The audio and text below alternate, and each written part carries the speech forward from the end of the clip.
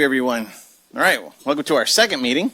This is our regularly scheduled meeting. If you missed the pre-show, we had the great kids coming in to talk about their artwork and recognize who the great artists were in our community. So I appreciate the little bit of delay getting started today. With that being said, we'll go ahead and open our meeting. Please join me with the Pledge of Allegiance.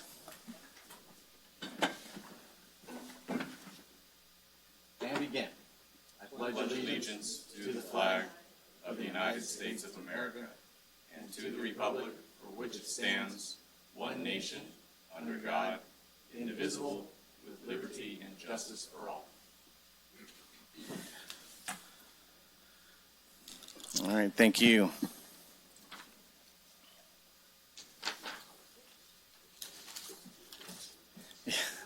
I agree.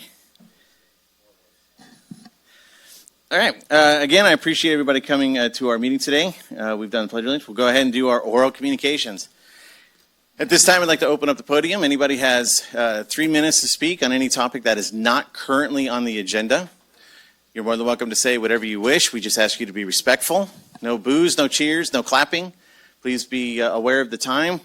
At 1 minute, the machine will beep and let you know where we're at.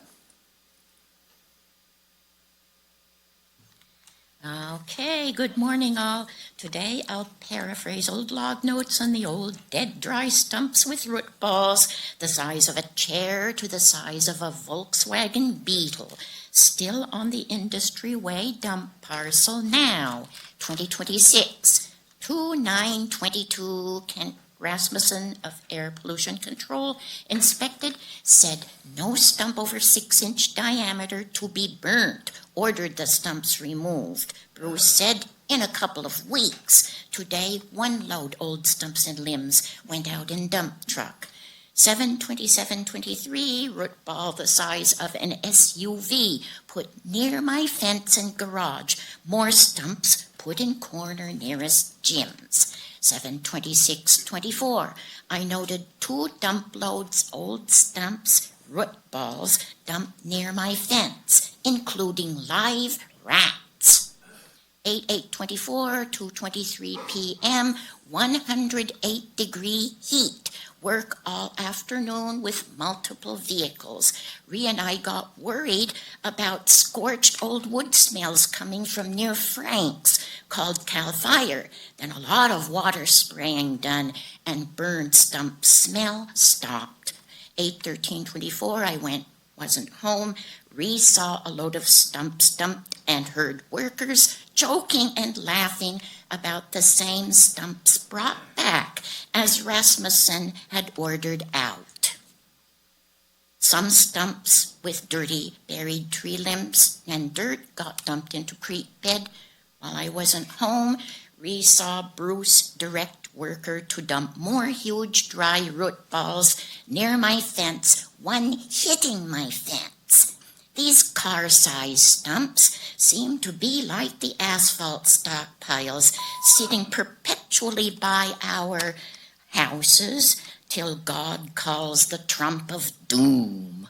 As for asphalt piles, after a state inspection of 9/18/24, state staff ordered the asphalt removed, but none ever was.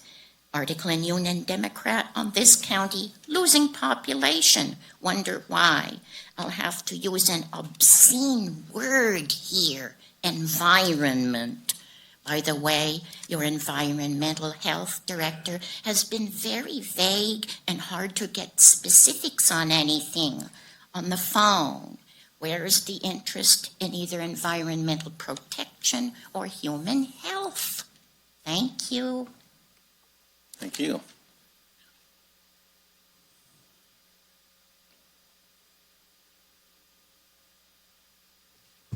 Might as well hear us together. On the Cal Recycle website, the disposal facility is not, it is not described as an inert debris facility. It is a solid waste facility. And I think you all know why. It's got serpentine rock, it's got wood, it has crushed concrete that is in a huge pile that's never been tested, it's got landfill that's never been tested, And the list goes on. And we have pictures, of course, of the fill as it's been added over the years. And there is wood and probably serpentine-covered pipe in there, too. At least it looks like it at this point. We can't test it, right? And now our environmental health director approved him using the fill from the, the chinkers from the mill.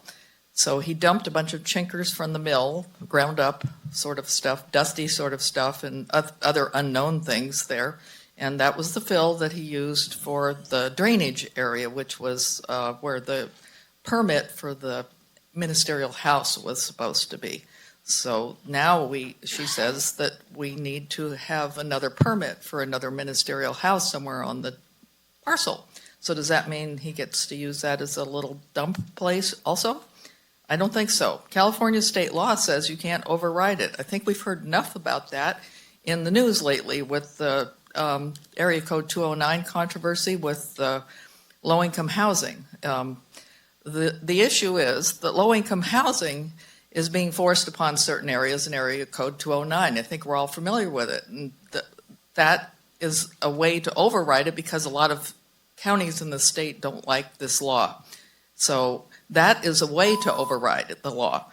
But one disposal facility in one county that is violating the law is not a majority of counties in the state that want to do this thing. That means county law supersedes an override desire, in this case, from the environmental health director. And her constant ignoring of state law is also not exactly in her job description. So we would appreciate it if you would take action and get together with somebody on the board and get this taken care of. It is a simple thing because the violations are all listed there in the most recent code compliance complaint I made in the beginning of March. So we would appreciate to be able to have the ability to live with health, safety, peace, and have our lives back. Thank you. Thank you.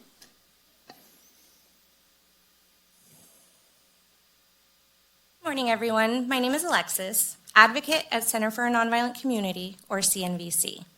CNVC is our local domestic violence, sexual assault, and human trafficking crisis agency.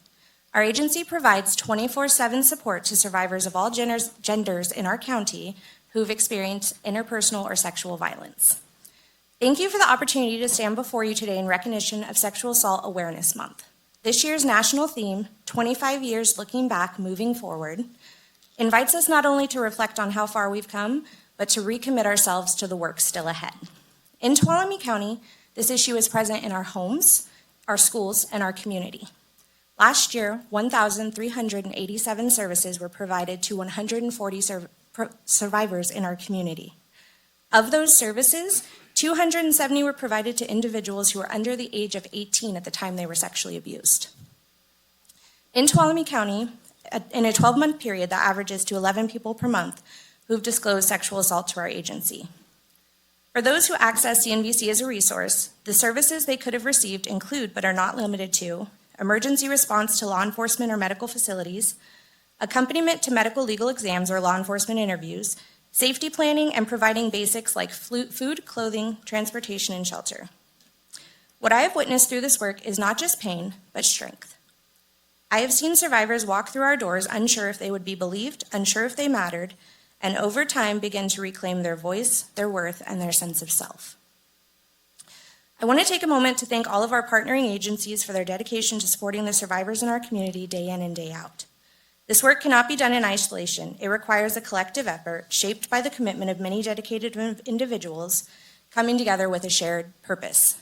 These partnerships are what make a community connected, and those relationships help make us feel valued, seen, and heard, which in turn can prevent sexual assault from occurring in the future.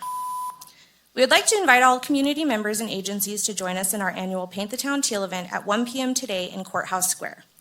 In this way, you can stand with us in declaring to survivors that we see you, we believe you, and we're here to support you. We'll spend a short time decorating the park and adjoining downtown areas with teal ribbons to raise awareness for sexual assault survivors. Thank you to all of our local businesses who partnered with us in this endeavor. And to all the survivors in our community, I want to reiterate, we believe you, we support you, and we are here for you.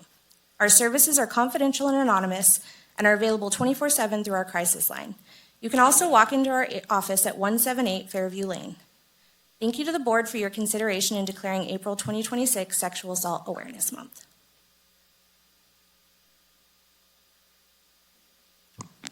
Good morning, Mark Brooks, candidate for District 2. Driving around the community recently, I've noticed there's a lot of trash along Tuolumne Road and as well from Argyle up to Soulsbyville. I was hoping we could get the inmate crew out there to start picking up the trash in our neighborhoods. Maybe one thing we could talk to the transfer station about is making it mandatory that when people are transporting trash in the back of their truck, that trash needs to be covered with a tarp or something so trash isn't flying out of their truck and ending up all over our roads. About all I got. Thank you. Thank you. Good morning. Good morning. Lori Livingston, Tuolumne Arts Alliance Executive Director. I'm here this morning to talk about a request that we have now every 2 years, and that is to write a proclamation. So this is a little explanation to the new supervisors who haven't gone through this process yet. I know. Excuse me, ma'am. So is this one of the items that's on our consent agenda? Yes, but I was told to use this time to explain that to you. Is that correct? No.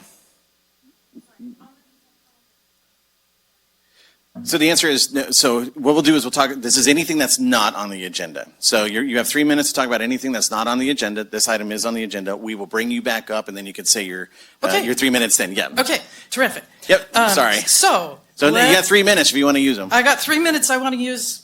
Okay, so what some of the things that we do. If you have 3 minutes on anything other than that item. It's hard to parse out since everything I talk about is about the arts.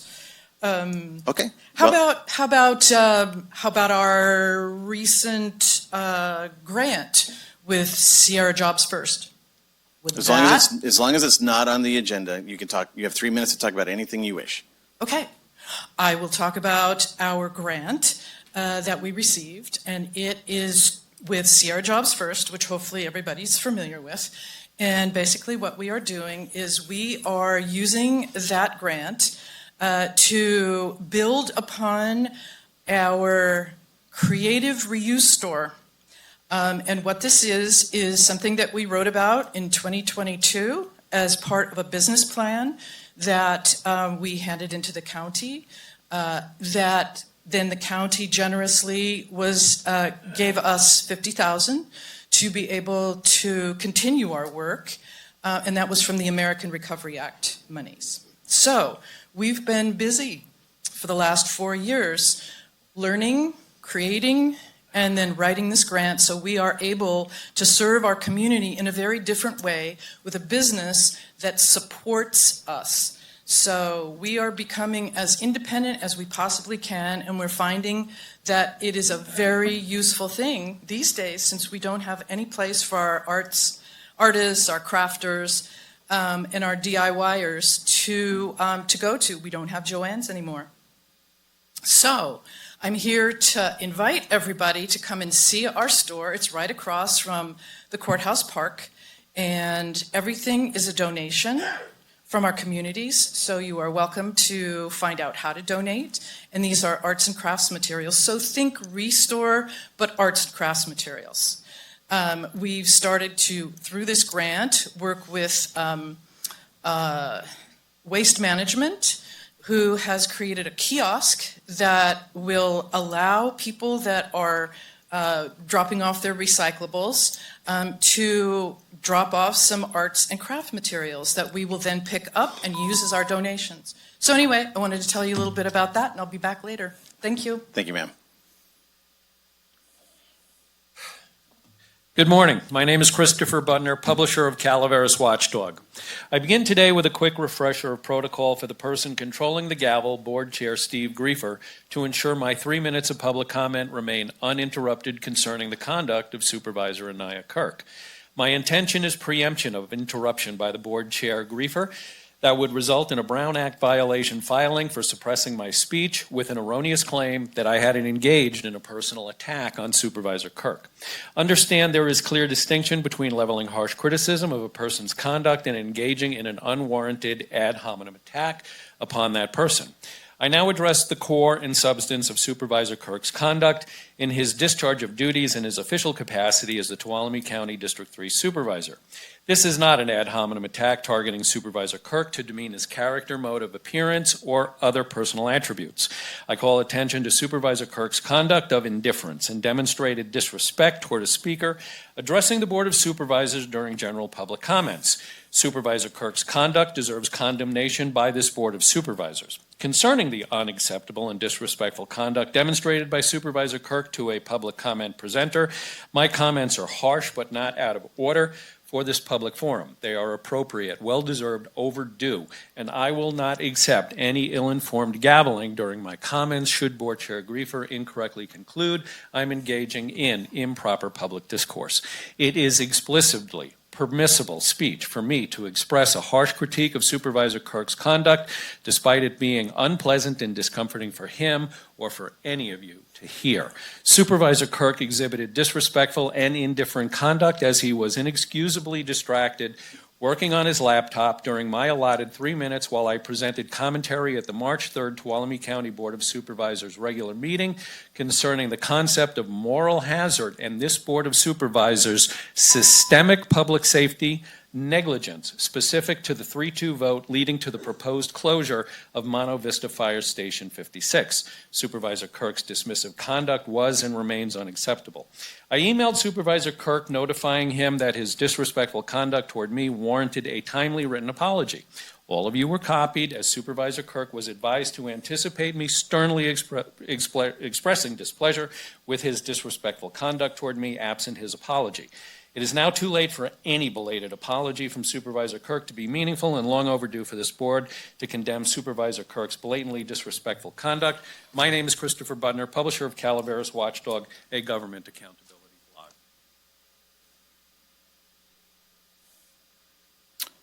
Ma'am? Oh, Mr. Flynn? All right. Good morning. I'm John Flynn, your political watchdog. Take a bite out of crime. McGruff, the crime dog here. Arf, arf, arf. Okay, wolf. Enough of that. That's my opening statement always. We have reference to case number CRF. Cancel.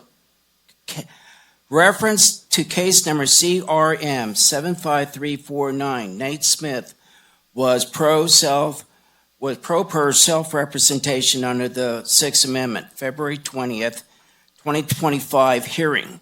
And he was in court Monday, March 2nd, 2026. Senior Public Defender Scott Gross assigned a public defender illegally to Nate Smith's defense.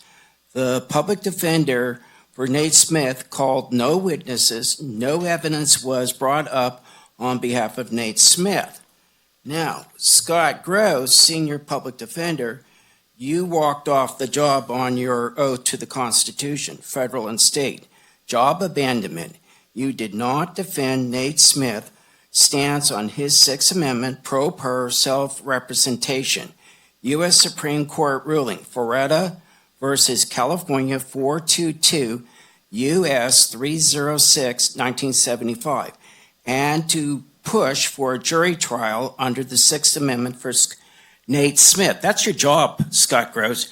You're supposed to defend people. And I have your oath of office right here, all the public defenders, all of them. And Scott Gross, you were hired on July 1st, 2019. We also have Eric R. Beachcamp, Chief Conflict Counsel, Office of the Public Defender, and he was hired 10/17/22. And then we have Avery S. Meyer, Chief Conflict Counsel, Public Defender, hired 8/3/2023. And number 5, this is the one I'm supposed to get to. Last night, Monday, April 6, 2026, Ty Robbins sent an email to Bill Asaley, Assistant Federal Prosecutor in California investigating fraud, a lot of stuff, a copy of the March 17, 2026 email that Ty Robbins sent to the FBI. He has added more information, and that implicates all of you. Thank you very much, and have a great day.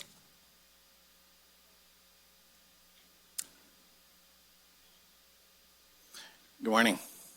Good morning, Board. My name's Janine Caldwell. I'm here to express my concern about Tim McCaffrey, who's running for supervisor. When he was about 40 years old, he wrote and recorded a song that explicitly describes having sex with a minor. The name of the song is Leftovers. Tim McCaffrey wrote and sang this song. It says the daughter was a debutante, normally a high school age girl. Here are a few lines from the song, which I really don't like to read, but I think you should hear.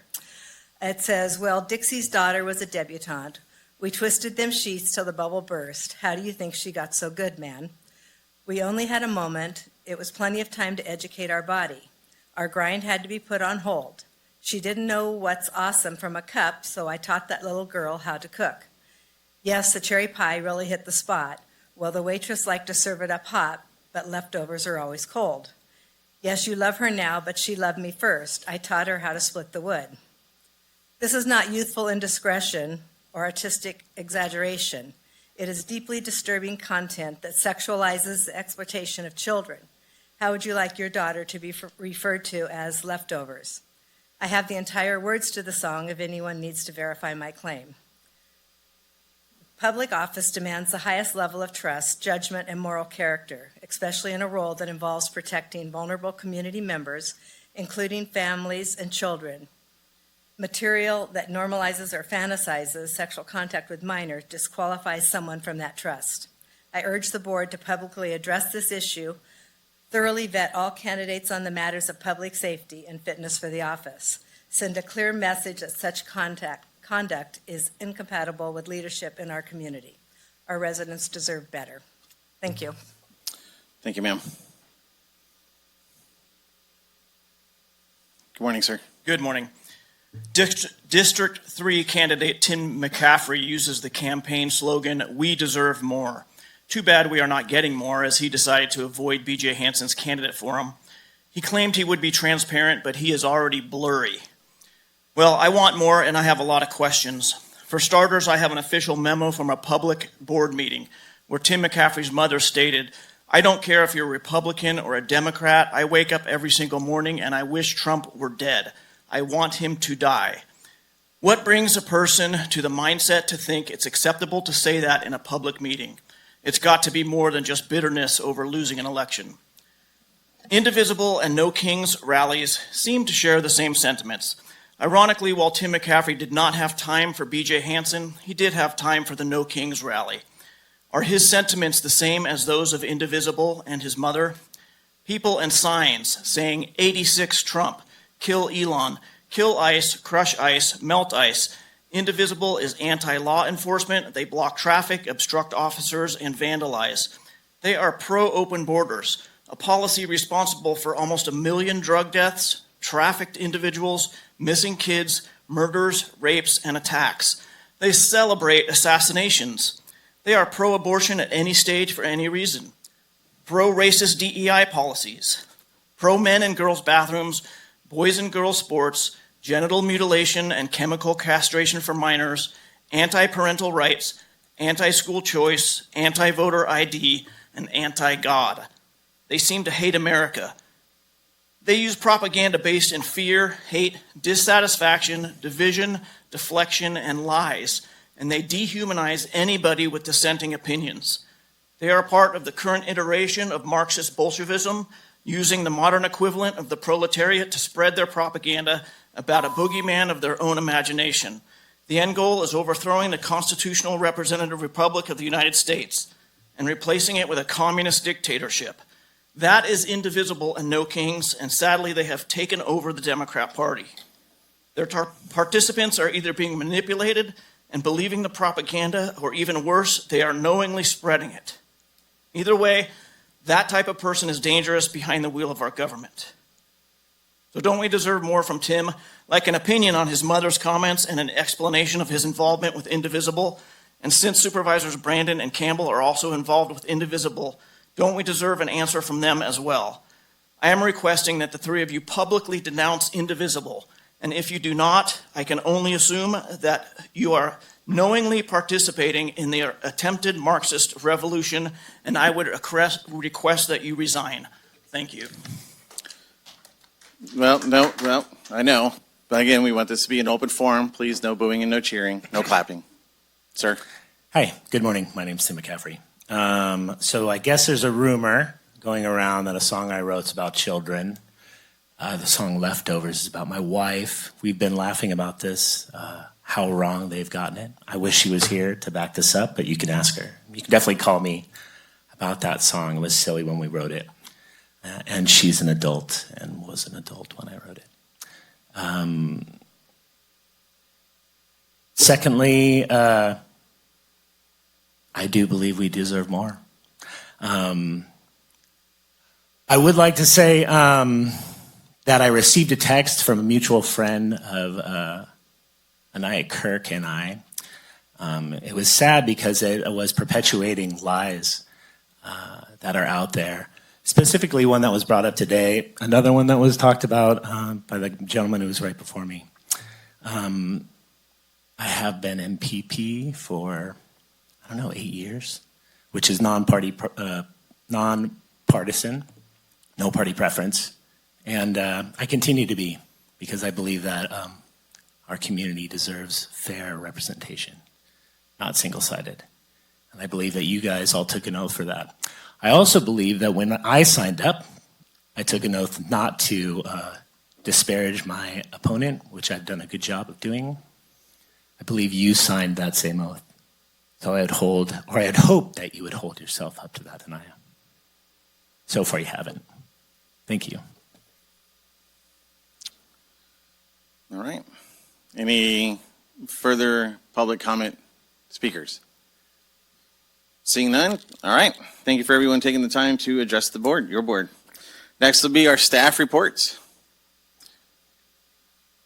Don't everyone rush at once.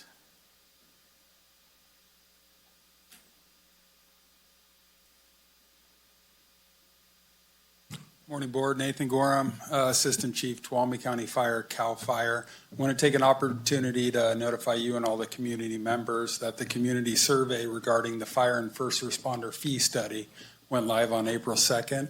Will be open for approximately 2 weeks. The link to the survey can be found on the Tuolumne County Fire Department social media pages, as well as the Tuolumne County Fire Department webpage. Thank you. Thank you.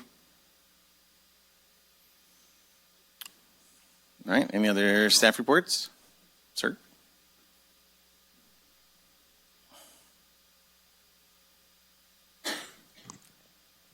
Morning, Board. Chair, thank you for the time. Dave Vasquez, Sheriff of Tuolumne County. I just want to use this time, not necessarily to give an update on the People's Sheriff's Office, but to highlight a few things that will be on your consent calendar. And since we are doing proclamations and recognizing our staff in a different way, now I just want to take the time to speak a little bit about each unit that is on your consent calendar, which is Animal Control and also Dispatch, known as National Public Safety Telecommunications Week. I just want to speak a little bit about, first starting with Dispatch. Did you have something you want to add? Well, sir, did you wish to speak under the consent time, or did you wish to use? I don't, because it'll subject me to the 3-minute marker based Okay. on oral communications, and so I just want to be respectful of No, everybody's I time. appreciate that. I Report. respect your time as well. Thank you, sir. Thank you. Starting with Dispatch, or National Public Safety Telecommunications Week. Can't say enough about Dispatch. Dispatch is it has been the heartbeat of everything public safety in this community for many, many years, working closely with all of our partners, fire, medical, the deputy sheriffs, partner agency, CHP, Sonora Police Department. We are so grateful for the partnerships that we have. And so when I speak about National Public Safety Telecommunicators Week, that's encompassing the partnership that we share with our entire hub of the community. So starting with a little bit of background, the Sheriff's Communications Center is the heart of the community's emergency services network. With every heartbeat of the operational tempo, our telecommunicators receive, relay, and coordinate the response of all emergency services in Tuolumne County, from violent in-progress crimes, fires, emergency medicine, to animal control incidences. Our operators always answer the call of the community. Telecommunicators are truly the gatekeepers of all safety operations in Tuolumne County, undoubtedly saving lives. The Communications Center is a 24 operation and always first to respond to the emergency and needs of our community. Since the establishment of 911, it is nationally recognized as a beacon of light in the darkness of crisis. Help is just a phone call away. Today's mission of public safety is more demanding and dynamic than ever before. The public safety telecommunicator is entrusted with the task of effectively communicating with the people in their time of crisis and chaos. The telecommunicator must remain calm, collected, and calculated regardless of what is happening on the other end of the line. The voice of encouragement and reassurance can be the difference between life, death, and an emergency for both the person in crisis and our emergency responding personnel. These efforts often go unseen by the public and can be overlooked in our system of public safety. I'm proud to say that that doesn't exist and doesn't reign true for Tuolumne County. Not only this board, but our community and all of our partners have done an outstanding job recognizing just how important our telecommunicators are. To endorse our telecommunicators are always to ensure our telecommunicators are always recognized with the sincerest gratitude, Patricia Anderson of the Contra Costa Sheriff's Office spearheaded the first effort in 1981 to recognize the second week of April as Public Safety Telecommunicators Week. Anderson's efforts received the highest level of notoriety and quickly became recognized at the national level in 1994 as National Public Safety Telecommunicators Week by the President of the United States. Later on in your consent calendar, I would respectfully request that you approve utilizing the scope of your authority in recognizing and proclaim the second week of April National Telecommunicators Week. One more. I'll make it quick. Animal Control Appreciation Week. Animal control has proven to be an integral part of our office, and it hasn't always been, they haven't always been on necessarily within the purview of the sheriff's office. And with the recent reorganization and bringing them in, I can't tell you how delighted I am to have them as part of our family, part of our team. They undoubtedly have answered the call and continue to answer the calls. And even as we raise the bar of expectations, which is pretty common for me, to when you just about make it, raise it a little bit higher, nobody gets comfortable. And that culture, they have exceeded my expectations and continue to do so. So I am beyond proud of them. If any of them are watching or listening right now, know that your sheriff is proud of you, and we welcome you to the team, and we are glad to work side by side with you right now on one network of our dispatch, through our dispatch, and also with the deputies who respond to calls for service with them. Animal Control Appreciation Week is celebrated annually during the second week of April. This year, we recognize Animal Control Appreciation Week as April 12th through April 18th, 2026. The Sheriff's Division of Animal Control is an integral part of the public safety services. Animal Control's primary mission is to respond to emergencies involving animals, whether injured, lost, or abused. They respond to ensure the safety of our shared community and the animals we all love. Animal control officers are entrusted with the care, custody of many different animals, and in extreme cases, seek criminal charges on behalf of the most vulnerable and often voiceless creatures. Animal control operations are specialized duties with a demanding and dynamic operational tempo. Animal control responds to calls for service that range from both dangerous to heart-wrenching, which includes but not limited to animal bites, lost or stray animals, rabies control, euthanasia, and clinical operations associated with animal livestock evacuations and many other critical incidences. The compassion and care demonstrated by our animal control staff is second to none. They are true professionals, and I am proud of their dedicated service to our community. The National Animal Care and Control Association was founded in September 27, 1978, to provide resources, standardized training, support, and means of communication for all animal care and control professionals across the country. Around this time, Animal Control Appreciation Week was announced to show appreciation to all of our animal control staff. Tuolumne County Sheriff's Office invites the community to join us in celebrating Animal Control Appreciation Week for our hardworking men and women who protect and serve the community to make sure that our animals are all safe and compassionate and have a compassionate place for all. I am respectfully requesting the board utilize your scope of authority in accompanying this resolution on your consent calendar to recognize the second week of April as Animal Control Appreciation Week. Thank you so much. Thank you.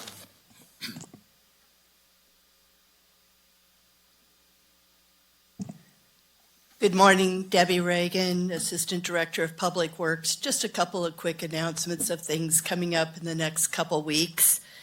April 15th is our next Household Hazardous Waste event. You make appointments to drop off household hazardous waste. You call 533-5588. We can give you the address and talk to you what they do and don't accept there. It runs from 9 to 1. Also, that's taken there, no appointment needed, and we're trying to get this word out. You can bring mattresses, you can bring tires, up to 9, no rims, passenger tires, don't show up with a tractor tire, please. And e-waste to that event, also free, no appointment needed. Other part that we're coming up is we're prepping up for the Home and Garden Show on April 18th, 19th. People love to show up there and pick up the free Keep Tuolumne Clean coupons, 1 per household, i.e. per address per year, 2 cubic yards. We are up over 500 of those out the door already. So think about that. That's a lot of refrigerators, mattresses, white goods, and trash that are going where it should. Other part of that, we'll be there both days, the 18th and 19th. We're also going to be rolling out our green waste vouchers. And those work almost like your punch card concept, half cubic yard at a point, and you can drop that and use that to go to the Earth Resource Facility on Kamaj. It was designed for those people who don't have a pickup truck or don't have a way to bring a huge amount all at once to the green waste facility. We're on a soft rollout right now just to make sure that it's a smooth experience for everybody going there. But those will be available at the Home and Garden Show on the 18th and 19th. So with other goodies, come pick up a Don't Trash Tuolumne bumper sticker while you're there. Thank you so much. Thank you. All right, any other board reports? All right, seeing none, staff reports. And we'll go on to board reports. I'll look to my colleagues for board reports. Go ahead, sir. Okay, I attended RCRC, which is a group for it's rural counties of California that we're a part of. Some good stuff's coming out of there. 2 things that's kind of exciting they're working on is they are testing an AI program, which will then become free to all of us members at our counties. If it goes successful, that will seek out and search grants for our county and actually help write them as well. I did send our CEO the name of the program, so they're working on it. If it goes well, then we'll get access to it for free, and we can use it to help with the grant writing and stuff for all the different departments. The other thing they're doing is they're running 3 test lawsuits against the state, and what this is the state is notorious for giving us things to do and not giving us the money to do them. And so they are going to, basically they have to like quasi-sue the state, but it's this process they go through, and they can prove that the claims that's costing the county money, that they're not funding, and they have to prove it in one county, and once they do that in one county, all the counties of the state then get to get their money out of it. So they're doing that on our behalf, so that's a good thing. So the 3 areas, well, I don't want to go into it because that's what they're working on, but it'll be good for us. It could bring a lot of funds in, because right now we have no way of doing that on an individual basis because of the costs involved with it. So they look at all the counties that are members, they figure out which one has like the best chance of winning based on the claims. They file it, they go through the process, and once they get the determination that, yes, that is true, they're not funding the mandate, then all of us counties get to not just access their money, we all get to submit our claims under that without having to go through the process. So that's some good stuff going on. Hopefully we'll bring some more funds in to cover some of these unfunded mandates. All right, thank you. Any other? Supervisor Campbell, Kirk?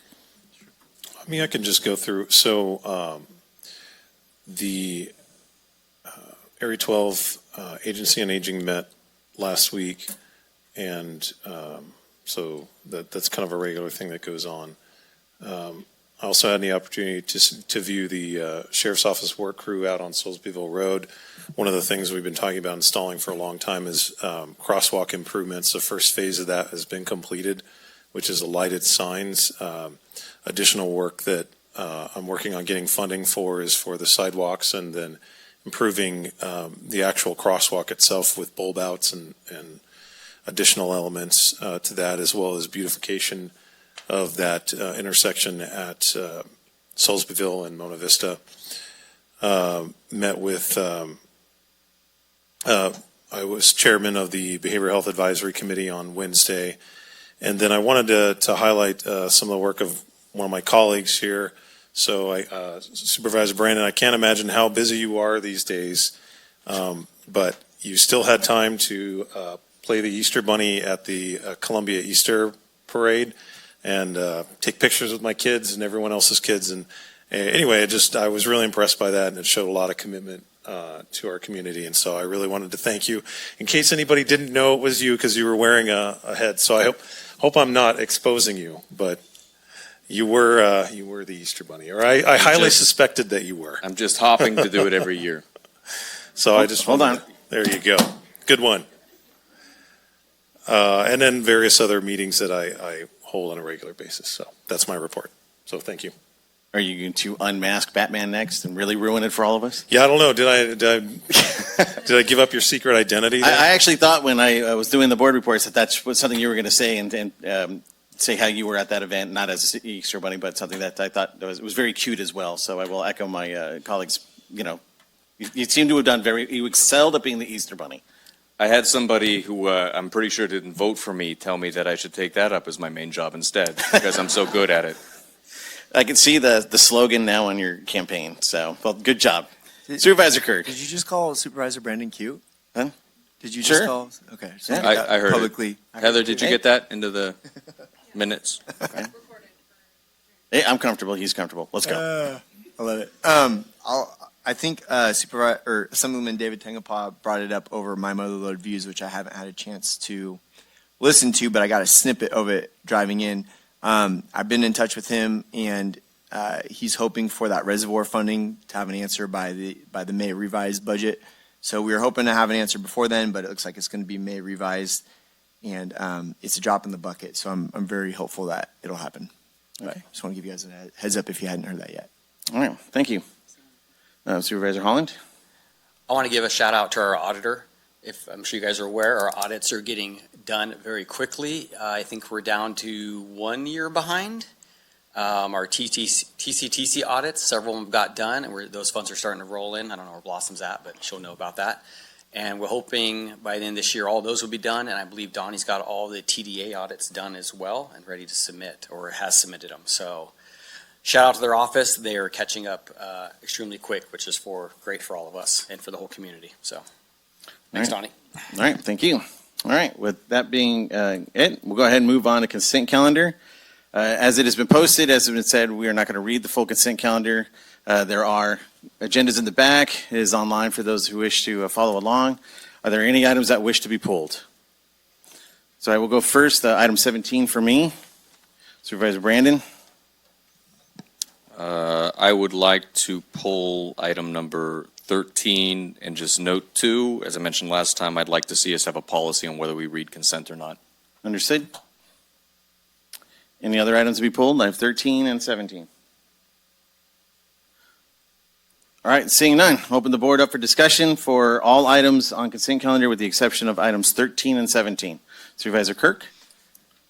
Lori, thank you for being here. I checked out the website, and I know there's been issues in the past with the Arts Alliance, but no, you don't have to come up. I just want to say thank you for I know in the past it's been a request on the general fund for the arts, but obviously you guys have found a way to go after grants, and so if we can support that, I support it. Obviously with our general fund, we got a lot of things. We're trying to pay off debts, fix the bottom third of our organization, so many things that we're dealing with. So I just want to say thank you because I've been doing this for 7 years, and so I'm glad to support you guys going after funding and support that endeavor. So thank you.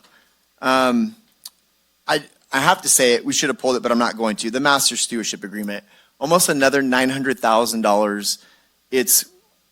We are so used at success in the MSA that we forget to bring it up. So every time it's on here, I'm going to bring it up. Thank you to the team, to the county, for the work that you guys do on creating a fire-safe, resilient community. So many times we talk about fire safety just when it comes to engines and personnel, but the bigger picture, really the biggest picture, is we are creating fuel breaks so that we don't burn up in a mega fire. So thank you, team, for your work on that. Public Safety Week, again, telecommunications, the 911 dispatch center, the sheriff brought it up. Our board put resources into that when it was broken. We were down to 4 employees. Now we're back up to 10, I believe. We fixed that problem. We moved them to Stryker Court. I was there for the opening of it last month. It's a beautiful place to be, and I'm just excited for our staff to have a great working environment. So thank you guys for that work. Also, the sheriff's, the animal control, I'll just say thank you to the staff who went under the umbrella of their sheriff and who worked with him. I know there were some concerns, but it just sounds like you guys raised the bar immensely, so thank you. And that is it. Thank you. Okay, go down the dais. Supervisor Campbell? Nothing? Supervisor Brandon? Great, thank you. Or Bugs Bunny? No, just kidding. Bugs Bunny. Energizer Bunny. Energizer I've heard Bunny. that There a you go. couple That's better. times. Energizer. I also wanted to recognize Tuolumne County Arts and all the great work that they're doing, and congratulations on the Scramp Store. I know we've had a lot of conversations about how can we partner to get you a grant, to be able to get a self-sustaining operation, and I think that's a reminder to everybody in the public. Please stop in. It will continue when we support it. It's like if you don't want to pay for live music, then you won't have it. Same if we want to make sure that these things are continuing. Hopefully our artist community and anybody trying out crafts will stop in, we'll make some purchases. All goes to a great cause. So congratulations on all the work on that too. Happy to be part of reappointing there. I also want to say thank you to the Sierra Nevada Conservancy, Angela Avery, Michael Pickard, all the team there. $876,000 for approximately 246 acres of fuel reduction. We were one of the top counties in getting some of the Sierra Nevada Conservancy grant funding for these fuel reduction projects into the MSA. They were created as an entity to funnel a lot of money to local governments, and they have done a fantastic job. It's been a pleasure to kind of work with them. I also wanted to thank Dr. Elizabeth Marum. I had the opportunity to work with her for several years on the Behavioral Health Advisory Board. We have vacancies coming up, so if you're interested in behavioral health, talking about substance use, mental illness, what we're doing as a community, that's a great place to get involved in government and be a part of those conversations. For number 10, I wanted to recognize all of our public health workers. All the work that they do is incredibly important. You don't get thanked always, and certainly not enough for the things that you prevent. One came up as a PPIC study talking about MMR, vaccine hesitancy, finding that over 65% of kids in Tuolumne County attend a school that do not have adequate MMR vaccination to prevent basically a measles outbreak from happening. There's 100 other illnesses, toxins, poisons, all kinds of stuff that public health makes it so we don't have to worry about that. And this is one example where I think hopefully we'll be bringing an item forward that we'll talk about that. We pulled 13, 17. The last bit too is just on item 21. I know this has been a long-standing item to try and get the J59 connector. So thank you to our legislative representatives. This has been a priority for Tuolumne County for a long time. I know I wrote the letter, I believe last year in the initial request. This is a modified version of that request.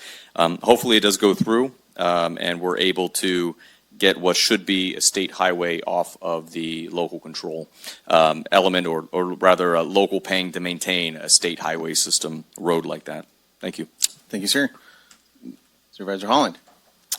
Just to echo what Supervisor Brandon's saying, RCRC is also putting a letter of support for SB 1334 to try to get J59 back to the state, which would make all of us happy. I am sure if you've driven on it, make a Caltrans problem. The other thing is shout out to our animal control, the dispatchers, all of our different departments that are on here. You guys do great work.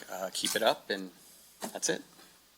All right. I too will echo what all my colleagues said. I'll just go down the list on what I have. I appreciate the individuals in our community who are willing to volunteer, Hans Beyer and Jim Stinger for the airport committee, as well as all of the other individuals, Patty and Eugenia from the Oak Grove Cemetery District. Volunteering is the most valuable thing. I used to say, when I was running for office, I can either have your money or your time. I don't want both. That's not true, but you get the gist.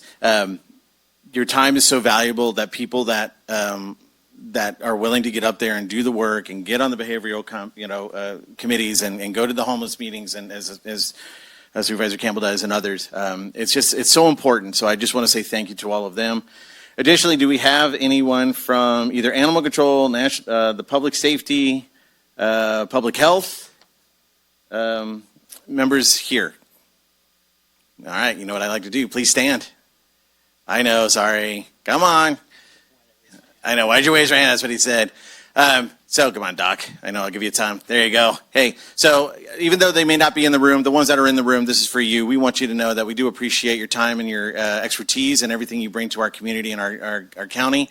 You, as often as is said, you are the unsung heroes. You guys are in the trenches. You are fielding the calls late at night and early in the morning, and just doing what we ask you to do, and what you do is the best you do. So I'd like everyone to give them a round of applause, please.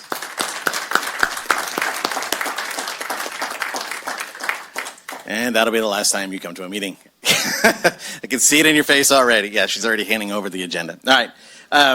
So with that being said, now we will.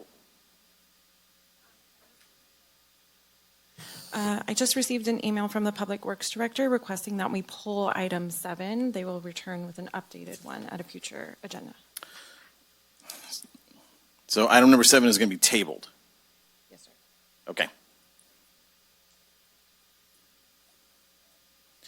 Okay, with that being said, now anyone who wishes to come up and talk about any of the items on the consent calendar, with the exception of items 13, 7, and 17, you are more than welcome. Ma'am, the floor is yours.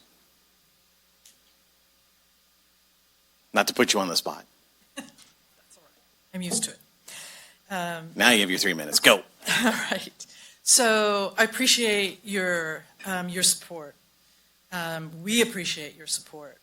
And our experience has been, as usual, really difficult. We're always in the ups and downs of dealing with business. We do the same thing that other businesses do, except it's got more layers on it. So I can complain constantly, but we're doing good work. And I know we're doing good work because we're building a community. We have people coming in every day. I mean, who knew that Joanne was going to go out of business? Who knew that was going to be a huge need for our creative community? So good to see that children's work up here and the people that are working with kids. We try to do that too. We really have a good skeleton now on which to build for sustainability. And it hits all of our marks in terms of working in the schools. We'd like to bring more of our materials to help the schools. We're doing that now. People ask us, can you help us with this particular arts table?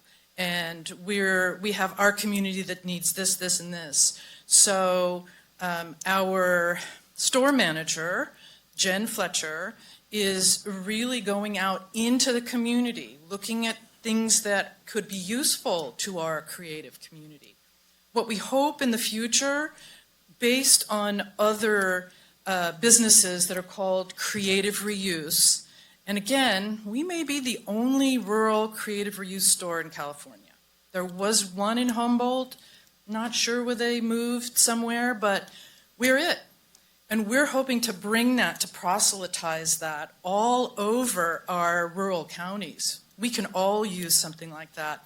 We can start to be a part of the circular economy. So we're not sending our garbage out to someplace else and paying for it.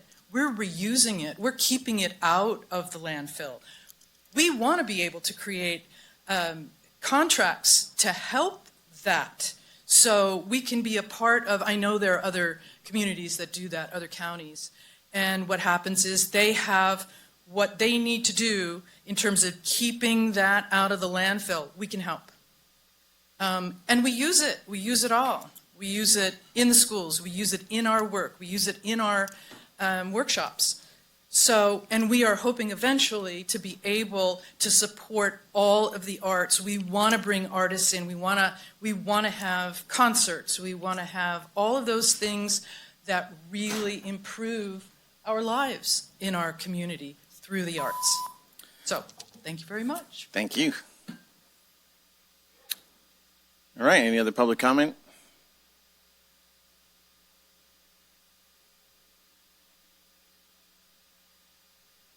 Good morning. Michelle Jaquetta, Public Health Director. On behalf of my awesome team, thanks for the kudos. I'd like to comment on the National Public Health Week item. The goal of this annual celebration is to recognize the important role of public health in building and maintaining healthy and safe communities. This year's theme for the observation is Ready, Set, Action, highlighting public health actions occurring through scientific discoveries, legislation, and community initiatives that have significantly improved the health of all Americans, and calling on each of us to look back at the progress we've made and look forward to the steps needed for an even healthier future. At the local level, the dedicated staff at Tuolumne County Public Health works year-round to serve residents with an array of programs and services in alignment with its mission to promote and protect health and well-being in Tuolumne County. Public health staff provide information and education on nutrition, physical activity, childhood safety, and substance use reduction, particularly nicotine and opioids. The department is also concerned with improving maternal, infant, child health outcomes, preparing for and responding to emergencies that impact the public's health and the medical health system, collecting health data, prevention and response efforts related to communicable diseases, engaging in strategic planning, fostering community partnerships, and overseeing other community health improvement efforts. I'd also like to highlight our latest newsletter, which includes a community health improvement plan update and a look into data and just a small snapshot of all the work our staff do to help keep our community safe and healthy. You can find that community health improvement plan in our newsletters on our website. And if you'd like more information on the National Public Health Week, that's at nphw.org. Thank you. All right, thank you. All right, any other public comments on items, or everything except for 13 and 17 and 7? All right, with that being said, I'll bring it back to the board for further comments and a motion if we're ready to do that. So moved to approve on all items but 7, 13, and 17. I'll second. All right, we have a first by Supervisor Brandon, second by Supervisor Holland. All in favor say aye. Aye. Opposed? All right, so it's going to be 5-0-0. All right, so we have 2 10 o'clock appointments. We're going to go ahead and try to get those down. So we're going to take a 10-minute break. Item number 1 for a little housekeeping, the presentation of Women of the Year has been postponed. Unfortunately, there was a last-minute scheduling conflict, so we will not be doing that. So the only item we will be talking about at 10 o'clock will be item number 2. So we're going to take a 10-minute break. We'll get everything set up for that and then move forward. We're ready with our online? Okay, we'll go ahead and start the meeting. So if I could have Madam Clerk read item number 2 of our 10 a.m. 10 a.m., item number 2, consideration of waiving the first reading of and introducing a proposed ordinance amending Tuolumne County Ordinance Code Sections 5.16.15, 516.20, 5.1630, and 5.16.115 relating to ambulance provider agreements and permitting and scheduling a second reading of the ordinance for adoption on April 21, 2026. All right, well, thank you. All righty, we'll go ahead and start with staff. Good morning. Kim Freeman, your health officer and EMS medical director, and Michelle Clark. Online is Derek Cole. He's our EMS lawyer who is from Cole and Huber. So he did the drafting of these revisions to the ordinance. This became necessary because the ordinance was really outdated and had several confusing terms that have been cleaned up. For instance, we are not an exclusive operating area, but it referred to an exclusive operating area. That is a designation set by the state of California, which we do not have. It does provide language, this new updated, it does provide language should we choose to do that in the future without needing to update the ordinance, but it does define us better as a non-exclusive operating area and gives provisions on how non-exclusivity works, with our concerns being primarily that we ensure equity to the entire county, that we don't have ambulance companies, for instance, just concentrated in the populated area and not serving the other parts of the county if they come in and get a permit here. So that's the background. Open to any questions about it. The memo was pretty clear, I think. And Derek will go over. Did you have more? No. If Derek's online, though, if he wants to speak about it at all. Yes, happy to share a few comments Good morning, Mr. Chair, members of the board. My name is Derek Cole. I was asked, as Dr. Freeman said, to assist with this matter, and I have drafted something.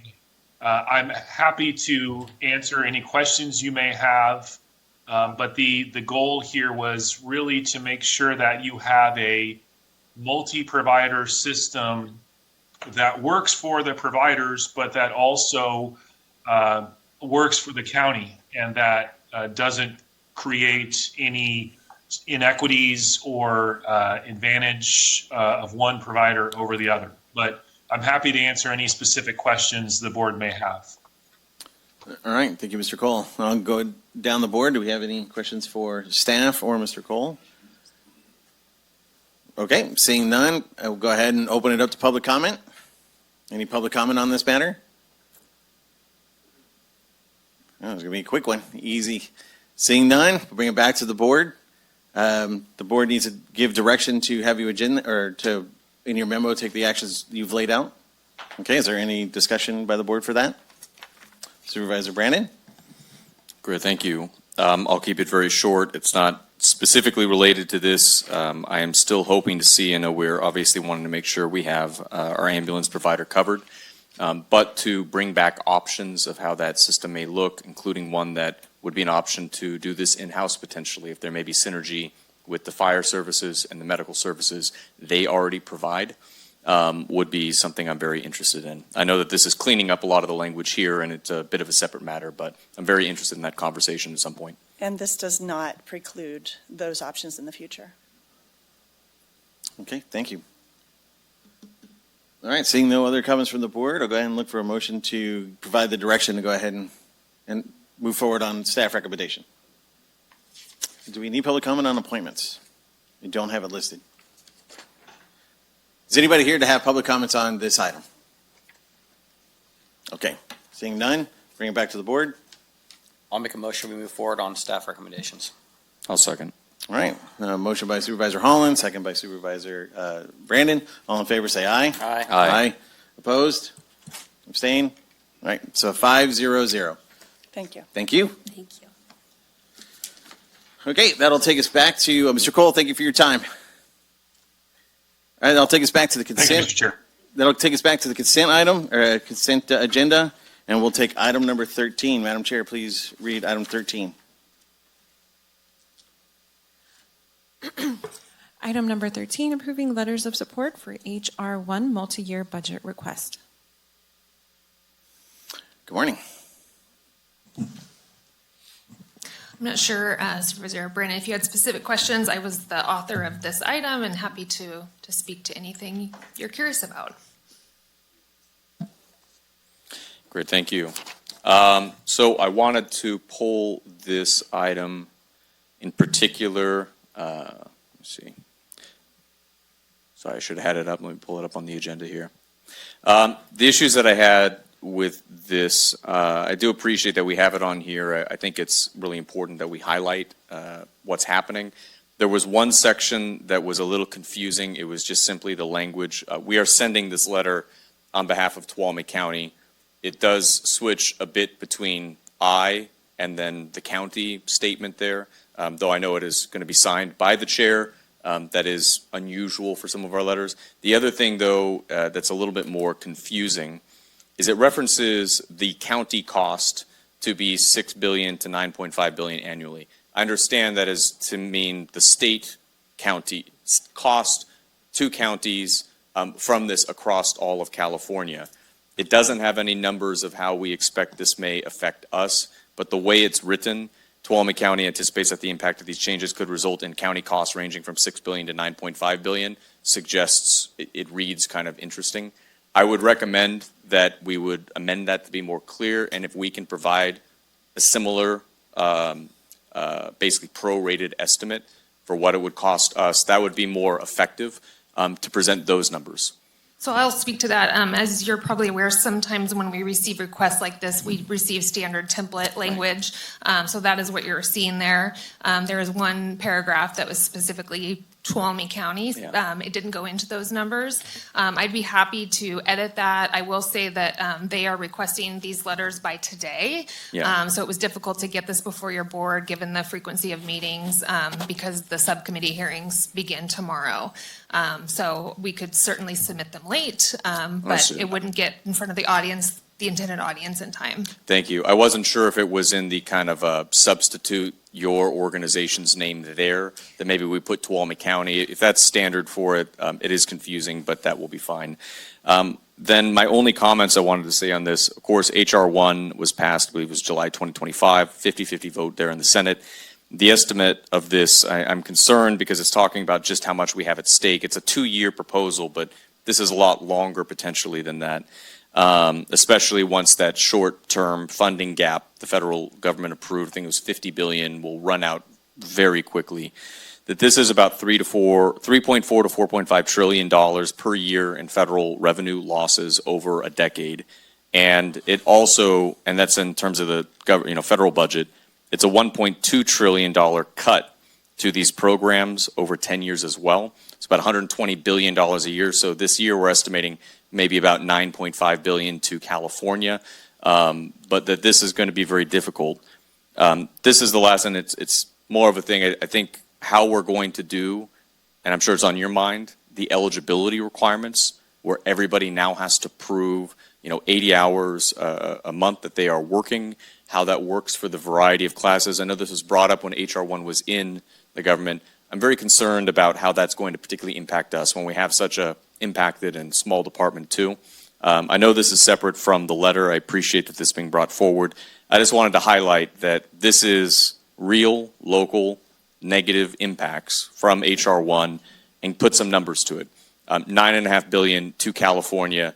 It's cutting services and it's driving up the deficit over the next 10 years, $3.4 to $4.5 trillion. That's money that I feel like my generation is going to have to pay back, and that's very frustrating. So I'll leave it there with you, Chair. All right, thank you. Any other questions? Okay, seeing none. Thank you, ma'am. Thank you. Any public comment on this matter? Going once, going twice. All right, bring it back to the dais. I'll look for a motion to accept. That I'll make a motion to approve of the letter of support for the HR 1 multi-year budget request. I'll second. All right, we go first by Supervisor Brandon, second by Supervisor Campbell. All in favor, say aye. Aye. Opposed? None? Okay, so it's 5-0. All right, thank you.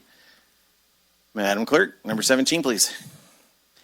Item number 17, approving a memorandum of understanding with Under Canvas, Inc., and approving the annual fee for emergency services in the Groveland area paid by Under Canvas, Inc. All right, thank you. Okay, I pulled this obviously for discussions that have been made. This originally was going to be on the agenda last month. We had tabled it for further discussion, and here we are. So please go ahead. Liz Peterson, Deputy County Administrator. So I'll go through this really quickly. The memo, of course, is included, and I did send you the MOU this morning, and there are copies in the back, too. In December of 2020, these two resort projects, Under Canvas and Terravee, were approved by the Board of Supervisors and the Planning Commission. Under Canvas has 75 units, Terravee has 65 units. They are well underway. Under Canvas is hoping to open April, I think it's 14th or 15th of this year.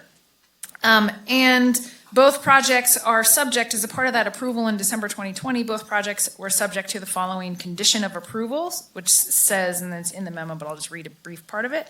The applicant at the time of issuance of the first building permit for the project shall pay an annual fee per rental unit, and that would be prorated, equivalent to the operational season of the project, to Tuolumne County. The payment of the annual fee shall represent the project's fair share of costs associated with the provision of emergency services, including fire and medical response services to the project. So we've been working on this for nearly 6 years, I guess, 5.5 years. And we came up with a methodology to determine the fee based on the number of people and kind of the percentage that lodging is associated with. For the cost of emergency services up in the Groveland area. This fee language specifically that I just read to you that was included in the condition of approval was developed as a way to help address some concerns regarding potential impacts from new development on existing emergency services, really ensuring that new development pays for its fair share of access to needed emergency services in that area. So we have internally called it this fair share fee as we've been working through it. So I won't get into the details of how the fee was calculated. I'm happy to get into that if you'd like. But just know that for under canvas, the fee, because it's prorated, they are open 194 days a year, this for year one, which is like 0.53% of the year. So their fee will be $338 per year. That equates to about just a little over $25,000 in revenue. They'll be split 26% to ambulance, 46% to county fire, and 28% to sheriff's office, and that is based on what their costs are. That funding will go directly into those budgets. It won't be used. It cannot be used for other purposes. It's exclusive for those services. And as I mentioned, the MOU has been developed and is included, and we're looking for your board's approval on that MOU. The fee will be collected by the Treasurer Tax Collector's Office, and there is a 2% inflator that will be included each year to be applied to the fee. So happy to answer any questions that you might have. All right, thank you very much. So obviously, as you stated, this goes back to 2020 and going back to the archives and going back to all the information.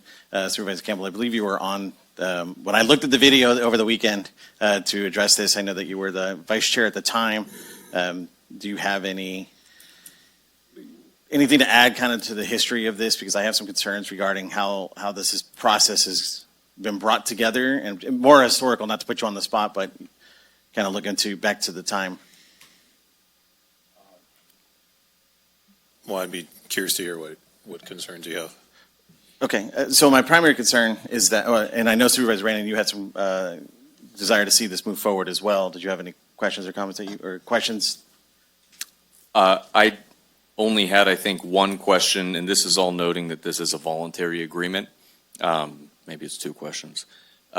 There's a number of existing resorts. There are some proposed resorts for after. We do not have yet language on the kind of fair share that we're asking former ones to pitch into and new ones to pitch into. So my only kind of two questions is, one, it has a 2% inflator, where that number kind of came from. That seems low generally for the cost of these services as they kind of increase low to CPI. And the second is the language clear enough that when we do establish something that's a little more ubiquitous to all the different lodging operations, are they going to be able to just very quickly substitute into that? We wouldn't want to have one that everybody's a part of and then this voluntary agreement that's separate. I would assume we want everybody on the same agreement, calculated the same way. So the language that was included in the condition is, and I should have said this, that the payment of the annual fee shall continue until such time as the county develops its own alternative fee or tax program for fire emergency services, or until the county develops an alternative fee program for the area, inclusive of the project site. So if another process, we in the past, previous boards, we've talked about the Community Facilities District as an option to help pay for future emergency services in the area. So that, something like that, if there's a tax that's proposed or whatever might happen, then this fee potentially would go away in lieu of whatever the permanent solution is. Okay. And just to kind of speak to existing and new future developments are not required to pay this fee. It's not a condition of their approval. Okay, that answers my questions. Yeah. Thank you, sir. Supervisor Holling? So I heard the words voluntary. So just out of the kindness of their heart, these businesses just want to donate $66,000 a year to the county? Well, it was a condition of their approval in 2020. So is that the illusion of choice when you say it's voluntary, but it's a condition? Because how do you have a condition and say it's voluntary? I might be able to answer that better. There was a condition in the statement when this was passed in 2020. Going forward, this fee would have to be on a voluntary basis so that the MOU that is before the board specifically states in the recital that it's voluntary. So the way that this one would work is that each annual fee would be voluntarily made by the developer. And what if they say no tomorrow? then the money would not come into the county, and the county would not be under any obligation to fulfill its obligations under the MOU, which would be to segregate the funds and use them to provide for additional funding to those safety services. But it's a condition of their project.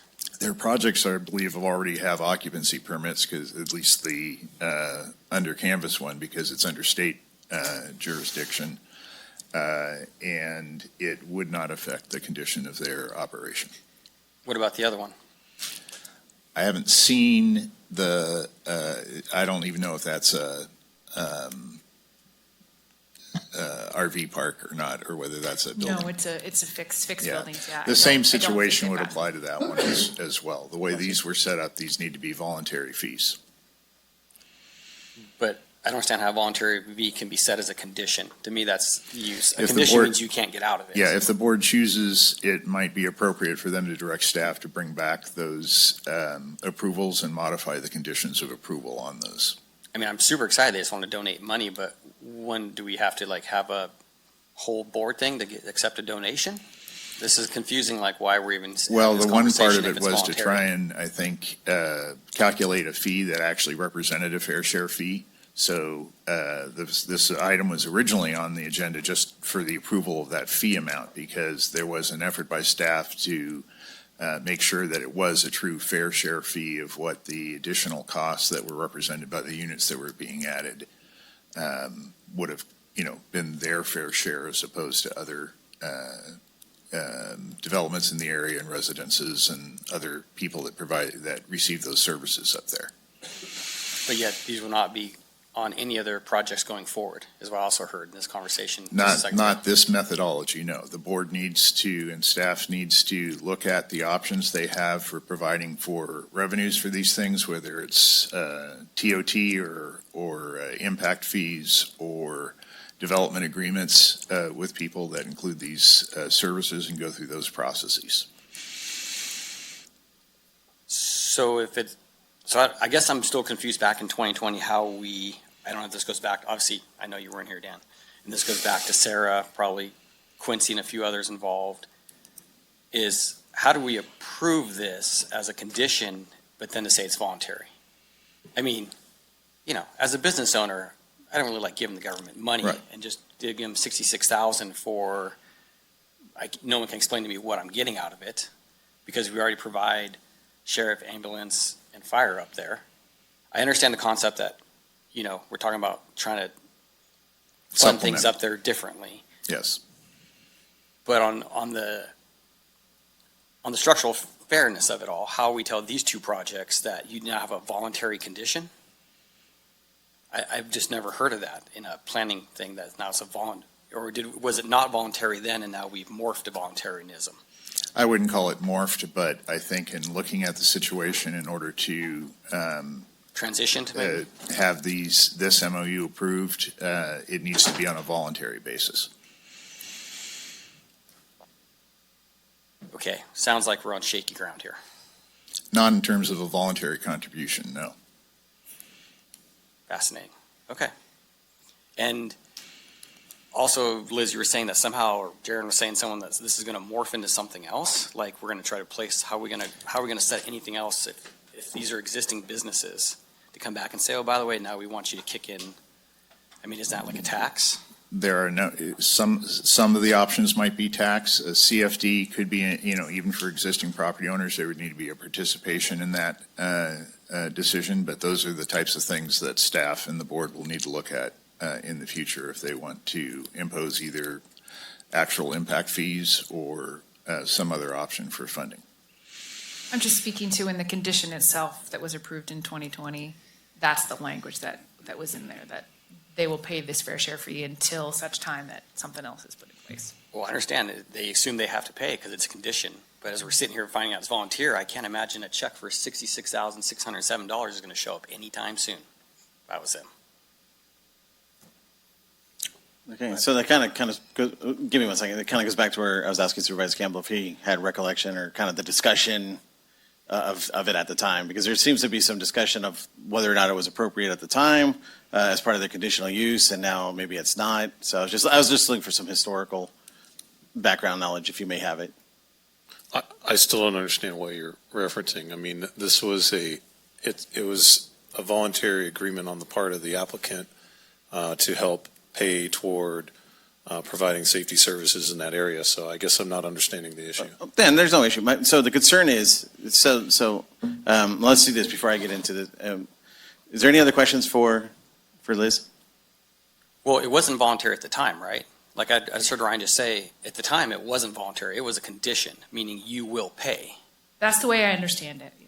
We've just not morphed, whatever word we're using, changed, transitioned into now it's voluntary. Because back then, from my understanding it, from what you guys have stated, is this was not voluntary. I think that was the point. Was it voluntary back then, or was it a condition?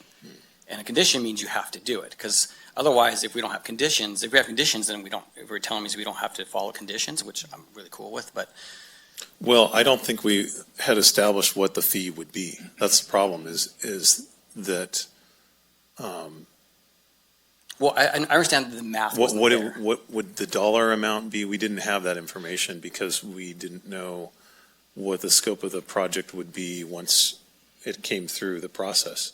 And they so I hadn't think done the study yet that staff had. Well, I'm not arguing the dollar amount. That's not what I'm arguing. Like, let's just say it was $1. We told them they had to pay. The fact that it's a condition means you have to do it. But what we're saying is now it's voluntary. So I think my point was back then, was it voluntary or was it a condition you will pay? I think that's what we're trying to find out was, because, Steve weren't there. Very few people in this room were even around then. And I this think went that's on. part of it. I think you're identifying the question very accurately. Supervisor Kirk was there too, so he could. Right, and I just hadn't gotten to him, and I appreciate that. And like I said, you just, it was your name, when I pulled the minutes, it was just had you as the chair, or vice chair at the time, or your name was on the minutes, but Sherry, so Sherry's not here, so I figured I would just go to you. But I'll get to your question now. So my concern is this, is that, as Supervisor Holland has said, I have spoken to, for all transparency, I've spoken to Under Canvas. I spoke to them yesterday, and their understanding was that this was part of their condition to open, and this is part of their use permit. And at that time, they felt that they were required to pay this whatever fee it was. And between 2020 and now, 6 years later, it has moved down the road. So here we are at this topic. And the question before, what their understanding was, is that they were going to contribute. Now, this is only Under Canvas. I know I keep saying they, but it also affects Terra V. Under Canvas is under the impression that this fee would then be split out over other resorts that would be developed in the Groveland area. And that is not the case. This is only specifically for these two organizations and specifically Under Canvas. So my basic question is, I don't think it is appropriate for us to put I'm going to air quote, tax on this organization to provide funds to the county for a service we're already providing them. If they don't pay this, they still get ambulance, they still get fire, they still get law enforcement.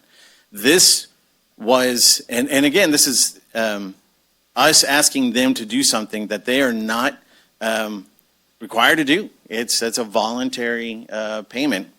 And so they were unaware that no other development up in Groveland had to pay this. So I cannot in good faith ask them to pay a fee that nobody else is paying. And to add to that, in December of 2024, prior to Supervisor Holland and I getting on the board, that board at that time discussed putting in a CFD for the entire county of all commercial buildings. And so we have that hanging out there, and I agree with what Liz is saying, is that should we move forward on asking them to pay this, if a CFD goes into place, and that would either change or potentially negate that agreement, if a special 1% sales tax for fire service, as I have brought up before, and this board chose not to move forward with during the workshop, that would also alter that.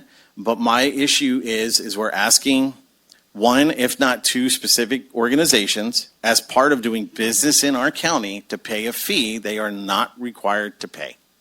So that is my issue at hand. Supervisor Brandon? Mm-hmm. I wasn't on the board yet, December 2020. That was about a month later. I was in the audience for a number of these meetings. I want to say, I think at the point that was negotiated, just this highlighting from my understanding, in 2020, we did not have very good coverage in patrol for the sheriff's office. So particularly the further out you got from kind of the urban core of Tuolumne, that was worse. I believe we had the ambulance fee coming up for expiration, the $50 that was in Groveland. There was concern of whether that would go up. The ambulance service itself was effectively under the rate system it had before collapsing, and in an emergency. And then, of course, the fire issues. A number of these resorts had been approved and built and permitted previously that did not have money to basically provide for these services. So they, at that point, were in a situation where Groveland residents were paying for a fire station that when it responded to the lodges, it didn't have service there for 50 minutes or an hour at a time. I think that has changed, but maybe the important thing is we were there at one point. We could be there again financially, that it's to their benefit, especially with fire risk and fire insurance costs on that, to make sure they've got a 2-engine station there and that they would have an ambulance that's able to staff Groveland specifically. And then there's some fairness, is whether the whole county should be subsidizing a much more remote area. And I don't mean Groveland, but I mean in the remote areas of Groveland where the resorts are being built, where they are then making, I think, money, obviously, off of that. But I think, what you're saying is persuasive. I think that was the intent of the 2022-23 priorities, was to then have a CFD established that we would get all new developments onto and hopefully retroactively the other ones to agree to based on that mutual benefit. That is fair, and I've been an advocate for it. But when it's come to the board, then there's been weird votes on whether it moves forward or not. And so we've kind of left this project with a voluntary fee that was intended to be replaced by a more permanent one. So ultimately, this is money for fire, sheriffs, and ambulance on the 120 corridor specifically. If, as representative of that area and the businesses that are there, this is not something you're comfortable with, I will follow your lead on it. And we can develop a more comprehensive one that applies to all of those resorts. And again, and I appreciate that, thank you. And, I'm kind of arguing against my own position because I know that we do need additional services. I know we do need additional revenue. I know we do need that. But again, this comes down to fairness, right? A core belief of mine is that people should have, to do as they can with their property and be successful. And putting an unfair, and that's exactly what this is. It's an unfair expectation on a company or two companies to pay for something they're already getting. They're already going to get fire. They're already going to get medical and what have you. And I'm glad you brought up the ambulance because, we do have the ambulance contract coming up. The people of Groveland do pay for an ambulance. They already pay for an ambulance. So in theory, we should have 2 ambulances up there, but we don't get that. They don't get that. They only get the 1 ambulance. And when that ambulance gets called off the hill, there's nothing up there. And your point is exactly right, is that if there's a structure fire or there's something big that went up country, there would be no fire service. But that's what the CAL FIRE experts can know how to move their people around. So in a nutshell, what I would like to do is see, now I'll open it up to public comment here in a second, but what I'd like to see this board consider is that we not sign this MOU at this time, and we have the language specifically designated in their MOU that this is 100% voluntary, and if they wish to contribute, then that's up to them. And to be fair, again, with transparency, when I spoke to representatives of Under Canvas yesterday, they had no issue paying the funds. What their issue was is it's not fair. What their issue was is that another resort went in and they didn't have to pay it. So as long as it's fair and equitable, I'm all for it, and they're for it, and we want to be good partners, and they want to be good supporters of the community. But right now, it's not fair, and that's not our role as government. So I'll open it up to public comments.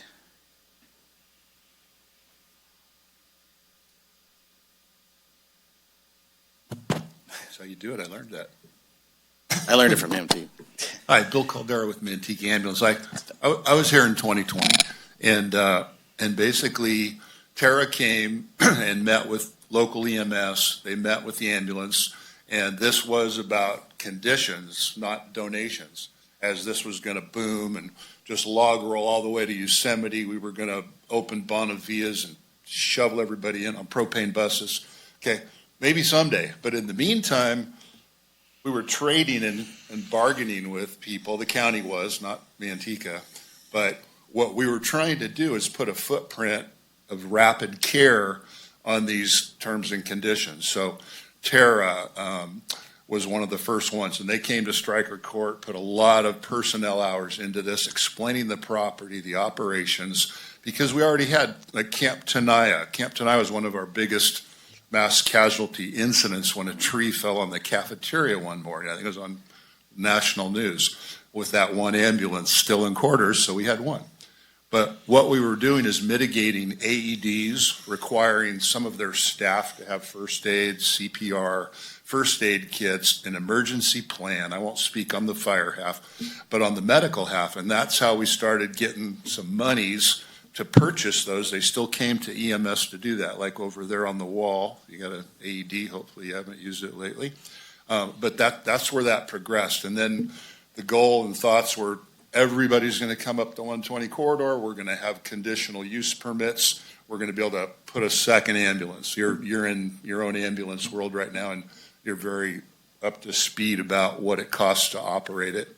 And just thought I'd give you that background. It's kind of how it all starts to morph over a 6-year period even, because everything changes. Any questions? Thanks, sir. All right, thank you. Any comments, questions? Any other, public comment? All right, seeing none, I'll bring it back to the board. Supervisor Brandon? And not to beleaguer anything we're talking about there. So I have a recommendation on this. We do have a project that went through a planning process. It has a requirement to basically have some level of, as mentioned, there wasn't dollar values associated with it, but a commitment to pay a fee for those services. We're talking about this being an issue because it's solo, because it's voluntary, because of all of that. If we effectively waive this, and maybe staff can come in, we would then, if we adopt this fee later, be asking them to join something that they don't have to. But if we were to, on the section here with the letter, it says both project developers voluntarily agreed to the following language. If we effectively eliminate the first 2/3 of it and just leave it to the applicant shall pay the county's alternative fee or participate in the county's tax program for fire and emergency services, and the payment shall be due on this date when it is developed, as long as it is fair to all establishments, we would have them opt into paying when we set that up, but not be paying a loan before that happens. But then we wouldn't have to retroactively go back and kind of miss that planning process where they committed that they are going to do this. Well, I guess the issue is that they committed to doing something that they felt they had to do in order to move forward. And I think that's what Supervisor Holland was alluding to, is that it was a condition to open. And it was stated earlier that they are ready to go live, that they're going to go live, because this is one of those unusual situations where it's actually not in our control. They are underneath the California Housing something. And so it's considered a mobile home park. So, and then additionally, some of the other items, I don't know why I'm pointing to you, but some of the other items that were asked of them was to put in a 60,000 gallon water tank. They were also asked to have fire equipment on hand. They were also I'm assuming that's a helicopter pad. So they had a helicopter pad, right? Either that or wrap it up. I wasn't sure where you were going. Thanks. Yeah. And so, so they've gone, in my opinion, above and beyond. And again, I do not wish to speak ill of Under Canvas. They are more than willing to pay, and they're more than willing to do what they feel is fair, but this is not fair because we had another development go in that was not subject to this. So it seems very, it was very targeted and we wonder why it takes forever in our county to get anything built or developed. And it's because of things like this. We throw these conditions on them, which may or may not have been enforceable or legal at the time. So I'm going to have to jump in. I don't think you're characterizing it the way I would characterize it, because ultimately we're not talking about a large amount of money. We're talking about $60,000 a year, which is not going to make or break fire services, but every little bit helps. Okay. So what this is an attempt to try and recover some of that cost or make up some of that cost that's going to be borne by the people that live in that area. I could see it from another perspective. If you look at like GCSD, are they going to have to shoulder some more of that effort because we're not requiring this permittee, or not permittee, this business to cover that cost. So it boils down to the same question that we run into time and time again, which is that the cost to provide public safety, fire, law enforcement, ambulance, is increasing. And with all due respect, that's incorrect. Can I finish? Well, you can, but you're wrong. And here's why. This is a legal issue. Do not interrupt me, Chairman. All right, go ahead. The cost to provide fire, law enforcement, and ambulance is increasing. And that cost has to be borne by somebody at some point. And where we have struggled is finding out who that is and how much they're going to pay. This is an attempt to cover a certain small percentage of that, but saying this isn't fair, it doesn't solve the problem. So if you have a plan to either add a tax measure, add fees across the board for all lodging, we can have that conversation. But all you're doing by not approving an MOU with this particular business that's already agreed to it is just adding additional cost that has to come from somewhere else. So you're focusing on one small element and losing sight of the big picture, which is that we have to find a sustainable way to fund public safety. Okay. And that's where you are incorrect, because this isn't about public safety. This is the legality of making them pay. That's why I was trying to stop you before you charged down the costs are there regardless of. I understand that, and no one is disagreeing with that. Well, we're saying the same thing. Sounds like you are. Well, what I'm saying is you're asking someone, if I were to come to you and say, hey, you were to come to the county and say, I want to put a new roof on, and I say, well, you have to do solar, and there's no requirement for you to do solar. And then we say, well, we're not going to do that. Wouldn't you feel being blackmailed by your own county? Solar is not something that is required. Doesn't matter. Answer the question. Solar is not something that's required for health and safety. Answer the question. If you were, I don't understand the question. So, well, let me rephrase it. You are talking about something that is an elective thing that you could do to increase your efficiency, not something that it doesn't matter whether it's required or not. We have to require. Here, so I guess I'm not clear what we're arguing about. We're not arguing because I'm trying to get you to understand. We're talking about a conditional use permit. Correct? An illegal conditional condition to use. Long story short, I would ask counsel. It's not. No, I have. That's why I said hold off last time. Like I said, long story short, it is not a large amount of money. It's not going to make or break fire or ambulance services. But this problem is not going away by not approving this MOU. And you bring up something that I'd like to know before I vote too. You mentioned that it was brought up. You said there were concerns. You talked with counsel, but it obviously is back here, I'm assuming amended, before us. You're saying illegal.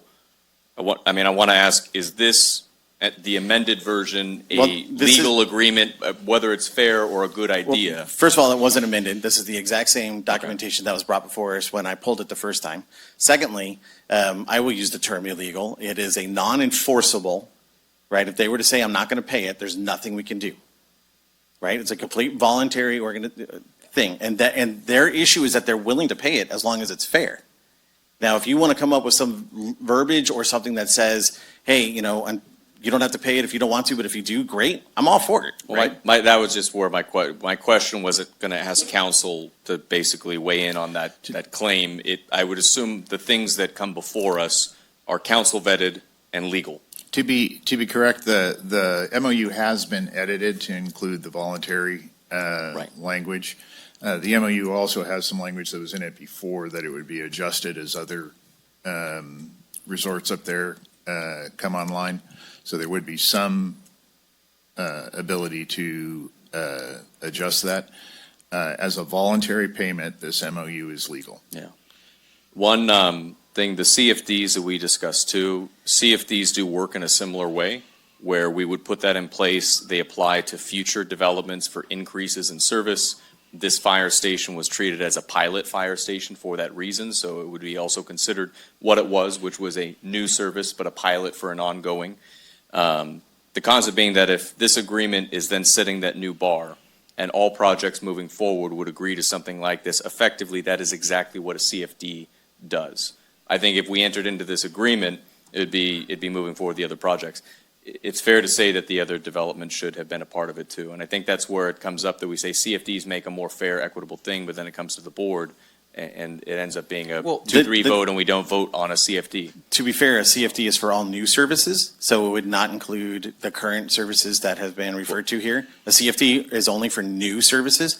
This is for pre-existing services. And then which opens up a whole nother can of worms. So let's just say we do move forward and we say we want to bring in this $60,000. Is it going to be a line item per fire, per ambulance, are we going to charge that resort for one ambulance response? Are we going to, none of that information is here. And that's a great question. My understanding is it would be like the MOU we have with the Tuolumne Band of Miwok, where it'd be into a trust fund. We don't have those in our budget. They're kind of lockboxed. And could you weigh in on that? That these would be set there and then those services would tap that funding on an annual basis for the budget request, right? No, so the intent was that it would come in directly to each department's budget annually. So they would budget for it, similar to how we, thinking about fire and how we get like Jamestown Fire District's property tax revenue or Columbia Fire District's property tax revenue, how that's budgeted in fire's budget each year based on what we anticipate that number to be. So that's what this would be. So it would be budgeted each year in those department budgets. It's not based on calls. It's based on the percentage of people that are associated with the lodging and the specific number of units, 65 and under canvas. Sorry, 75 and under canvas. Okay, so you're right. I thought it was going into a trust fund. I would still just leave it at my recommendation, which would be when we adopt a fair fee, they're committed to paying that as long as everybody is paying it. We leave that requirement. We can remove the rest of what the fee actually is so they're not solely impacted by it. Sharon, I understand what you're saying about the fee thing, but we've got to the point where it's voluntary. And when you have it, my issue is it was set as a condition. And I've heard, and I think it was Liz or Quincy said it, when you guys talk about the CFD thing, well, if you don't agree to it, it won't give you a permit. To me, that is not voluntary. That means you're blackmailed into it as either you take it or you don't get to move forward. And I didn't write this being voluntary. CFDs are not voluntary. You're 100% right. But when that discussion happened in December, before we got on the board, that's what got said right there was, well, yeah, if they don't agree to it, we won't issue a permit. So how is that so how is that not just straight extortion blackmail to the public? So that if you don't agree to this, we're not going to allow you to move forward. So this is the same thing as I see it, right? It's not that I don't think that helping out with the cost up there is a bad thing. I do agree helping out's a good thing, and hopefully they will pay it and they want to contribute. My thing is when we set conditions that are basically extortion, in my mind, we shouldn't be doing that because we can't set something and then say, well, you have no other choice. We won't issue a permit unless you agree to this when there's no basis for it. And Ryan brought up a really great point, Supervisor Campbell, is that, where the money doesn't come in for this, the costs remain the same. It just comes from another area. We do this routinely in other things. A perfect example is roads. Anything I think built after 1985 has to create a road district, the CSA, Community Service Area, I believe, correct? I think they got rid of those now. We got rid of some of them. I thought we still have to pay in. Yeah, I think they're all defunct. But they're not added without a financial mechanism into the county-maintained road system. When we've had project developments like on golf links, they have to fix up a section of the public easement. And the reason is because they're profiting off of it. They're going to be using that resource, so they should pay more into it rather than all taxpayers who may not be benefiting, may not be profiting, taking that. I understand the idea that that is an extortive thing, but where there's a conditional use and it's kind of an extra need or impact on public services, in some ways it's a very fair way of doing that. And 6 years ago, maybe the whole situation was different, right? I mean, right. And 6 years ago, we started this 6 years ago. 6 years ago, it was a desperate situation in ambulance, in fire, and in the sheriff's office. Right, and that's a very fair point. And to be fair, I think we're all saying the same thing. It just boils down to fairness. Are we going to ask a private company to pay whether we're, something that they are not required to pay? And I have no issues with doing the 1% sales tax or a special tax. I've discussed that before. I have no issues with coming up with a CFD, but a CFD would require them to anybody to voluntarily join in. Oh, absolutely. You cannot just cast a CFD net and bring everybody in. We'll hash that out later. There's shades of what you're saying. It is not voluntary, but it's not retroactive inherently. Right. So here's my position. Does the council have if they were to make a motion on how to move this forward, what would the council suggest a motion be? I would probably slit my throat to make sure I didn't supplant the Board of Supervisors' decisions on these things. That was graphic. But if the board I think that the board sounds like it's talking about a lot of its options for funding on these things. It's clear that in this particular situation, the only way to work with this fee is on a voluntary basis. And no approval has been withheld from any of these people in terms of moving forward on any of their projects based on this either, right? I was just gonna say, if you don't want, you can direct staff to come back to amend the condition of approval and get rid of that fee if you want. You could still move forward with the MOU that says voluntary, and then if Under Canvas chooses not to pay it, or even frankly sign it, then it's not enforceable anyway. But just to sort of wrap it all up, the recommendation, if you don't want to move forward with this process, is that you direct staff to come back amending that condition, just to kind of clean that up. I would concur with that. So if my colleagues would allow, I would ask one more time for this to be brought back with the cleaned up language, and that both parties have opportunity to read their MOU, talk to their legal counsel, so we understand what they're asking and what the expectation is of the county to them. To clarify, if you want us to come back to clean up the condition of approval to get rid of this annual fee, there would be no MOU associated with that because they would no longer be paying the fee. Supervisor Kirk, you've been quiet. I have. I just want to say, I think our board is pro-business. We need to grow our way out of this problem, and they do pay transient occupancy tax, which is going to put funds towards fire, law enforcement, and roads. And I've never seen anything in government where we have an agreement or an MOU or language that says we would like you to donate to a fund. So I think we should just scratch it. I think there was a different time frame. I think there's a lot of communication being lost in translation. We're trying to interpret things from 6 years ago. It obviously was put together poorly, and I think we should support them opening. And our board has put a fire station or a engine up in Groveland. And as the 120 corridor continues to grow and expand, we need to grow and expand with it. That's been our board's philosophy as long as I've been on the board. All right. So I'm going to ask, does anybody want to make a motion so we can move this along? And if not, then Supervisor Brandon. It's a question on, do we anticipate any potential challenge? And this is probably, without trying to get into a closed session, anything from local public districts in that area. We've had discussions before about fire impacts and not mitigating those. That's a concern I would have if we're not adopting this. And I think the Supervisor Campbell's point that somebody is shouldering that burden, we may end up in some type of legal discussion. And that, I'm trying to be very delicate around that. I think you know what I'm getting at. I think that's a fiscal and political question, but I don't see the legal liability there. Good, okay, that's all. All right. My motion is to have staff bring this back, removing this fee from their condition. Sure. I'll second. All right. All in favor, say aye. Public Aye. Aye. Comment? Public comment. Oh, I apologize. I was doing so good. Public comment. I thought I did public comment. Oh, no, we already did public comment. All right. See, I was doing good. You were doing. All right. Bad umpiring. Just went on so long. Where's my automatic strike zone? All right. With that being said, I'll go back to the vote. All in favor, say aye. Aye. Opposed? No. Abstains? Okay. So it's going to be 4-1-0. All right. It's currently 10:56. That concludes our consent agenda. Do we want to take that concludes our consent agenda. So do we want to take a break or do we want to power on? Okay, all right. So we will take number 22. Madam Clerk, please read number 22. As the Tuolumne Public Power Agency, consideration of approving Tuolumne Public Power Agency fiscal year 25-26 budget adjustments, including budgetary corrections and appropriations increases to the Energy Conservation Program, and setting the energy rate at 11 cents per kilowatt hour. 4/5 vote is required. Mr. Fisher, take it away. Good morning, Mark Fisher, Tuolumne Public Power Agency Coordinator.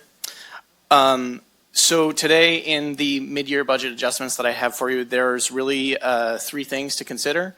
There are the budget revisions themselves that are adjustments to our expenses and revenue based on an analysis of what our expenses are going to end up being. There are some structural budgetary changes to correct some errors from the adoption of the adopted budget, and the increased appropriations for the energy conservation program. So before I go into this, I would say that if it was really just the first two, I probably would have put this on the consent agenda. It's pretty straightforward. But it really is the third item that I thought merited some discussion with your board, and I'm looking forward to seeing what you think. So with regard to the budgetary revisions, you can see that in basically all expense categories, we're going to see reductions based on the analysis that I've performed. We take into consideration things like rate filings from PG&E and updated power revenue requirements from WAPA. And in the administration section on the memo, you can see that we've reduced that by $43,000. That's to account for time that I have been spending working on the CWMP home hardening program. And then in the energy conservation program line, you can see it increased by $451,000. That is not really that much of an increase because it actually is connected to the second part of this, which is the structural changes. So when I brought the recommended budget for this fiscal year, I broke out funds 4470 and 4471 in an effort to increase, make it a little easier to understand, because usually these expenses and revenues are just sort of combined in one budget. What I did not know at the time is that since 4471 is a restricted fund, it cannot be budgeted to or expended from. And so if you adopt this today, the changes will simply correct that error and place all of those items in 4470, and that would be consistent with our accounting practices for the agency historically. So the reason why we want to talk about increased appropriations in the energy conservation program, they relate to the large energy efficiency grants specifically.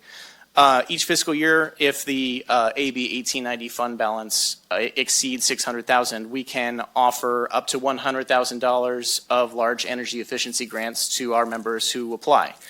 This year, we had two applicants. We had GCSD and Twainhart CSD, and they both have really great projects that both are going to show consumption reductions, which is, really at the core of the energy conservation program. It is to support projects that would reduce energy consumption overall. After discussing things with the agency director, we agreed that the typical way that we would go about doing this is to have, if more than one person or customer applies, we would find a way to equitably split that $100,000 to partially fund both projects. Since both of these applicants applied for all or almost all of the allocation, we agreed that it would be beneficial to increase appropriations in this area to allow both programs to proceed fully funded. And these are for different reasons. The GCSD project is to, I don't know the full technical background of all of this, but suffice to say, it's going to replace some of the equipment of their water treatment plant. Some of the motors that they have that are running there consume a massive amount of energy, and this new equipment will make it so that essentially they run more intelligently. They're only on and generating, or that are pulling energy when they need to be, and it would reduce somewhere between 108,000 to 144,000 kilowatt hours annually. And then the Twainhart CSD application would be to replace the street lights in the parking lot of Epperson Park. And so there's a tremendous amount of public benefit that can come from updating these lights in terms of safety and access to the public. And so while they wouldn't reduce consumption nearly as close as the ones that GCSD are proposing, there is an attractive project for those other reasons. And so if approved, we would like to see both of those projects fully funded. So it is my recommendation that That the TPPA Board of Directors approve the fiscal year 2025-26 budget adjustments, including budgetary corrections and appropriations increases to the Energy Conservation Program, and set the energy at 10 cents per kilowatt hour, 4/5 vote required. This budget has gone through several revisions. Everything else I submitted says 10 cents. The agenda language says 11 cents. 10 cents per kilowatt hour is what we are recommending. That's it. All right, thank you, sir. I'm going to bring it back to the board for questions. Supervisor Holland? Oh, well, I want to listen to what Pete has to say. Sounds like we're switching out the pumps, variable speeds or something like that. That's what we're going to, I'm assuming, to save that energy. That's a good thing. They'll last a lot longer too, so they don't have to replace them as often. So it's a good thing. The lighting thing, we're not going to save any electricity on it. We will, but not nearly as much. Somewhere between 4,400 and 5,400 kilowatt hours annually. Okay, so it'll be some savings then. Some savings, but in terms of scale, Yeah. not nearly as much. Yeah, they don't have big pumps, I guess. Yeah, and reducing costs, so that's great. Yeah. Especially for us, since we pay the electricity bill for all these buildings and the rest of the county buildings and all of our school partners and everyone else, so I think it's a good thing. All right, thank you. Supervisor Brandon? Right. Mark, I want to ask, for AB 1890 funds, is there a reason we're doing this kind of on an annual basis rather than offering a larger, just expending the funds to $1,100,000 grants to agencies? I'm wondering why we're doing this every year as opposed to, obviously, if the money's just sitting there, why wouldn't we deploy this to cost-saving measures immediately? Well, the simple answer to that is that I budget the amount that is designated in the policy. Right. So essentially, if you were to approve this, you would be going outside the established policy. But that really is the reason, is right now the policy says 100,000. I'm working on a revision to that policy, but specifically I want to change the amounts that are allowed for the small energy reduction or energy efficiency grant, but that would eliminate the loan program because nobody ever uses it. So why not make the small grants larger? But yeah, essentially, that's the reason. It's just by policy. Okay. Because I'm wondering if today we can approve these, and effectively what I'm seeing is we're sitting, after this, we'd have $1.1 million. We're sitting on collecting, normal government public interest on it that we could be deploying to projects in a larger sense. I know we haven't given that direction. That was the question is, what I'm hearing is, yes, we absolutely could do that. Yes, we could. Now, keep in mind, balance, if you reduce it lower than the 600,000, we wouldn't be able to offer the large energy efficiency grant at all. It only is available when we know that we are sitting very comfortable on that fund balance. Right. And so we'd have about 500,000 before we hit that we could put to other projects. So that was my first question. The second is, so we only received 2 proposals on this? There was a third, but that applicant never got back to me with their application documents. Okay. I did reach out. I think they had other stuff going on. Okay. I'm just going to say, I think they're both nice projects. One of them, as mentioned, is not particularly energy saving. There might have been agencies that said, well, I'm not going to apply for this. It's not a big energy savings. The streetlight one is more of a community improvement, and I approve using this to support some of those things. I'm concerned that both are community service districts. And I represent a district that does not have any form of community service district, parks and rec district, ones that can take on these requests. Ultimately, the county is actually the entity that would have to apply. So streetlights in Jamestown, for example, there is no entity that can apply for that same grant except the county, but the county as the lighting district didn't apply because it's for them, So my concern is about the fairness if we're doing this grant, that really the only entities that can get it would be utility districts or community service districts, and not every community is actually served by those. Well, schools as well. Schools can all apply. Or schools on campus, yeah, Yeah, right. anyone that's a member of the TIPA can apply, which is 32 different groups or something like that, right? So yeah, that was going to be my response. It's not technically true. Any one of the members can feel free to submit an application. I should say, I'm specifically meaning, I don't think there's as much of an issue where I'm saying the GCSD one because it's a utility plant, it's an energy savings operation. We're talking about like a Main Street, more of a community improvement. My entire district will never have access to that the way that this is structured because the county's not directed to apply for its own grant. I know we're We are both TIPA and the county, and the confusing nature of that. But that's the concern is, my understanding was these grants are always about the maximum energy conservation. We have one here that acknowledges in the thing, it's not really saving very much energy for $100,000, but it is a very nice community improvement. Is that what we told agencies, that you could do ones that would be community improvements that are marginally energy savings and that would be eligible? I mean, I wouldn't say that we necessarily told agencies any one thing or the other. The policy is fairly straightforward. Any project that can show a measurable reduction in consumption can be eligible. And in normal circumstances, the analysis that I performed would have picked one over the other. And the only criteria really is whichever one shows the greatest amount of consumption reduction for the cost. Okay, and I'll leave it at this, and then I'm fine to move forward on it, because I do think they're both good projects. I think we need to figure out a way, if we're doing Main Street improvements like that, where not every Main Street has an entity that can apply except the county, that we're asking our county departments that are responsible for those to consider putting in applications, because the biggest odd thing to me is we had $100,000, two of them now, grants available to any public agency locally, and we only received 2 completed applications, even though it's got a broad thing, which suggests to me that people either weren't very familiar with it or didn't really understand how to do it, that we should have, I would think, 15 applications for everybody's capital improvement plan, including all the county's programs. So it's just something I'd like to see for the future, so my district also has a chance to apply on an equal basis, not just the schools, but also the county representing the main streets and areas like that. Let me have the CAO jump in real quick. Actually, Supervisor, that was a very good point. Your Public Works Director, who's also in charge of your facilities, has already come to me, and we are planning on developing a list of things that we could also apply for as a county, because historically we have not done that.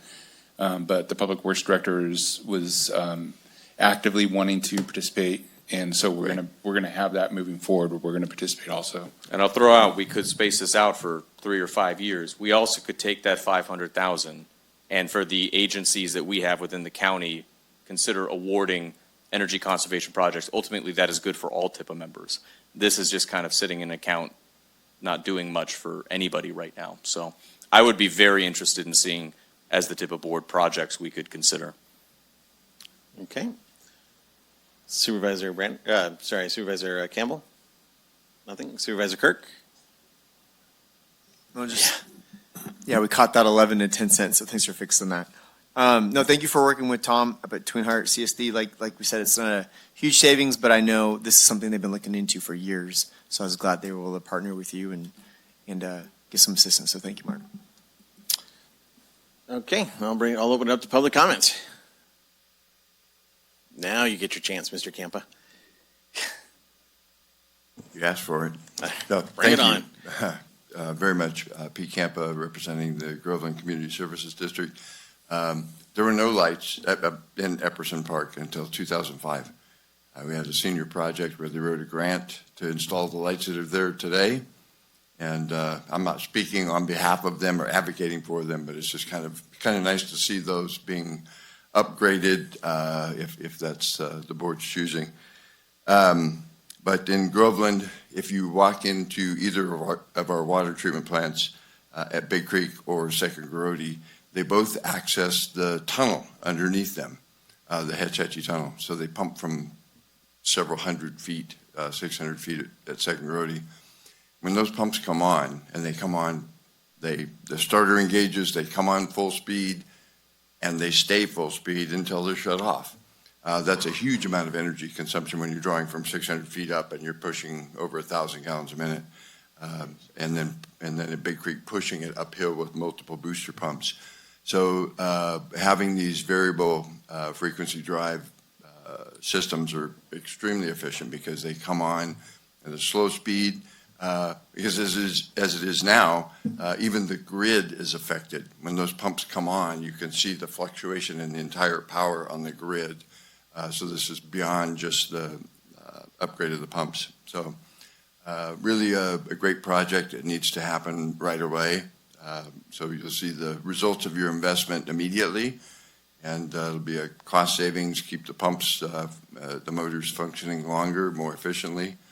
and keep the pressure steady. So that is very much appreciated. If you have any questions, it was megawatts, the 108 to 144 megawatts, which is millions of watts of savings. So that's a lot of power savings. Appreciate your. All right, thank you. Just a quick comment to TIPA, since I've been taking on the facilities role and drinking from that particular fire hose. I did speak with Mark about a potential project for the county. I fully recognize the delicate balance between a TIPA agency versus the County Board of Supervisors, and we want to avoid any instance of looking like we're self-dealing. But when we do come in, one of the things we had discussed is energy savings. That is a part of the metric when they award these. Obviously, if I were to use that and do a building under PG&E, I would save more money than the 11 cent or 10 cents, sorry, Mark, under TIPA.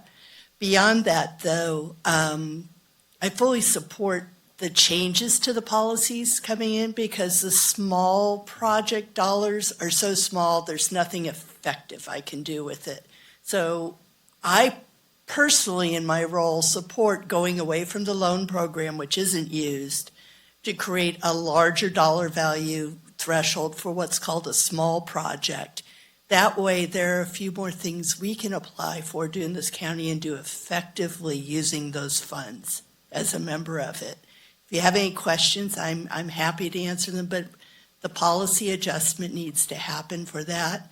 We are actively in Public Works and in facilities wanting to go forward with this and follow it because I would absolutely love to cut our utility bills.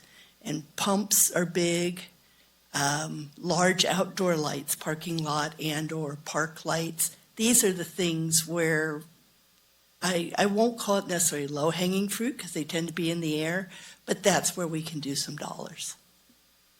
Thank you. All right, thank you.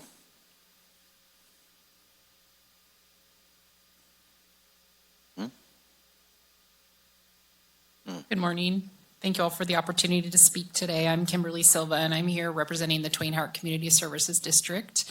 I wanted to speak a little bit to that project at Epperson Park. So that's one of the most active community spaces in Twain Harte, and the project would replace 11 existing electric streetlights, as Pete said, that were put in around 2005.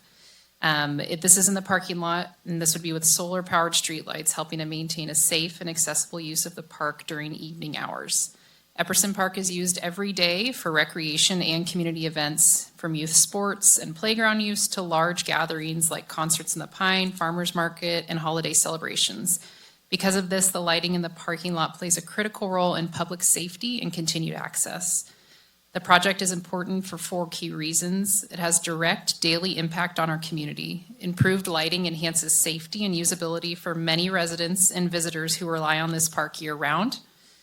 It serves as a form of visual education for energy conservation. By incorporating solar lighting into a highly visible public space, we're demonstrating sustainable practices in a way that's practical and easy for the community to understand. Third, it provides meaningful energy savings, estimated at approximately 4,400 kilowatt hours annually. For a small district like ours, where park funding is limited, even modest savings go a very long way. And lastly, this project serves as a model for sustainable lighting throughout downtown Twain Harte. As Supervisor Kirk noted, this has been an ongoing discussion for several years in the community, and we've already successfully installed 3 of these solar lights in the Twain Harte Meadows Park. So this would build on that success as a natural extension. So this project enhances safety, supports sustainability, and reduces long-term costs that will help our community move towards a more energy-efficient future. Thanks for your time. All right, thank you. Any further comments, questions? All right, I'll bring it back to the board and I'll lead off. This is a great example of the things you see versus the things you don't see. So the things you see are the lights. And I fully support the light program. GCSD was very active in, I believe, putting in lights on Main Street and Groveland, upgrading the park, things like that. And when you have better visibility, you have better things. You have more people outside at night. You have better quality of life. So that's a no-brainer. That's an excellent example of what people see their government doing, making their quality of life better. The other side of that is what they don't see is the water, right? Where are you going to get your water from? As you were talking about lifting 1,000 gallons of, 600 feet, I'm like, oh, my well's 60 or 600 feet, and I get 2 gallons a minute. So I'm going to tap in, hopefully, see what I can do. But, these are the things that you turn the water on, you want the water to be there, and this is a perfect example of that. So this is for me, it's a great presentation. It's a great idea. It's a great suggestion. Something I think my colleague, not to steal your thunder, you whispered, perhaps, the HVAC system and things like that. So I like the idea that we need to change. And this is really something that we have focused on this board is back to basics, identifying where we can change policies and procedures so we can take part in these opportunities to benefit not only our partners, but our counties as well. So with that being said, I'm all for both of these. So I'll go around the desk once and then we'll get out of here. Supervisor Kirk? She did a much better presentation. I was trying to be short and sweet, but she brought up the Meadows Park. I don't know if you guys have all been to the Twin Heart Meadows Park, but Twin Heart's doing something pretty special where recycling water, the plants that they planted in there are very low maintenance with water. So it's kind of like this whole downtown Epperson Park isn't just a park to hang out and play. It's actually it shows the community a different way of living, especially with the stress environment, with the heat waves and the extreme temperatures. So it's really kind of a cool little niche area. I would encourage you guys to take your families up there. But the lighting kind of just complements the idea of leaving a smaller footprint and doing things better, smarter way. So thank you for bringing that up. It's a cool place, and you guys should definitely check it out. Supervisor Campbell? Nothing. Supervisor Brandon? Nothing. I'll make a motion. We approve this as presented. I will second that motion. To 10 cents, not the 11 cents. 10 cents. The one typo, and everybody focus on it. So with that being said, I'll call for the vote. All in favor, say aye. Aye. Aye. Opposed? All right, so 5-0-0. All right, so that leaves just 2 items. They're both closed session, so if I could have the Madam Clerk read both. Do we expect a report out? We may, yes, on one item. Yeah. We'll read them both, but we may have to report out on the 1:30. Okay. Yeah, so let's go ahead and we'll read them both. Okay, item 23, closed session, public employee performance evaluation, Authority Government Code Section 54957B1, title, Agricultural Commissioner / Sealer of Weights and Measures / Air Pollution Control Officer. 1:30 p.m., closed session, conference with legal counsel, existing litigation, Authority Government Code Section 54956.9D1, People v. Sonora Mining Corporation et al., Stanislaus County Superior Court Case Number CV310102. All right. Any public comment? Seeing none, I would like to ask the board if we can reconvene at 11:30 in the law library for item number 23, and then we can take lunch and then come back from item the 1:30 p.m. Is the board good with that? Seeing no objections. All right. Thank you, everyone, for sticking it out. Item number 23 will be at 11:30 in the law library, or the new CAO's conference room, or whatever we're calling that. Okay. The jungle room.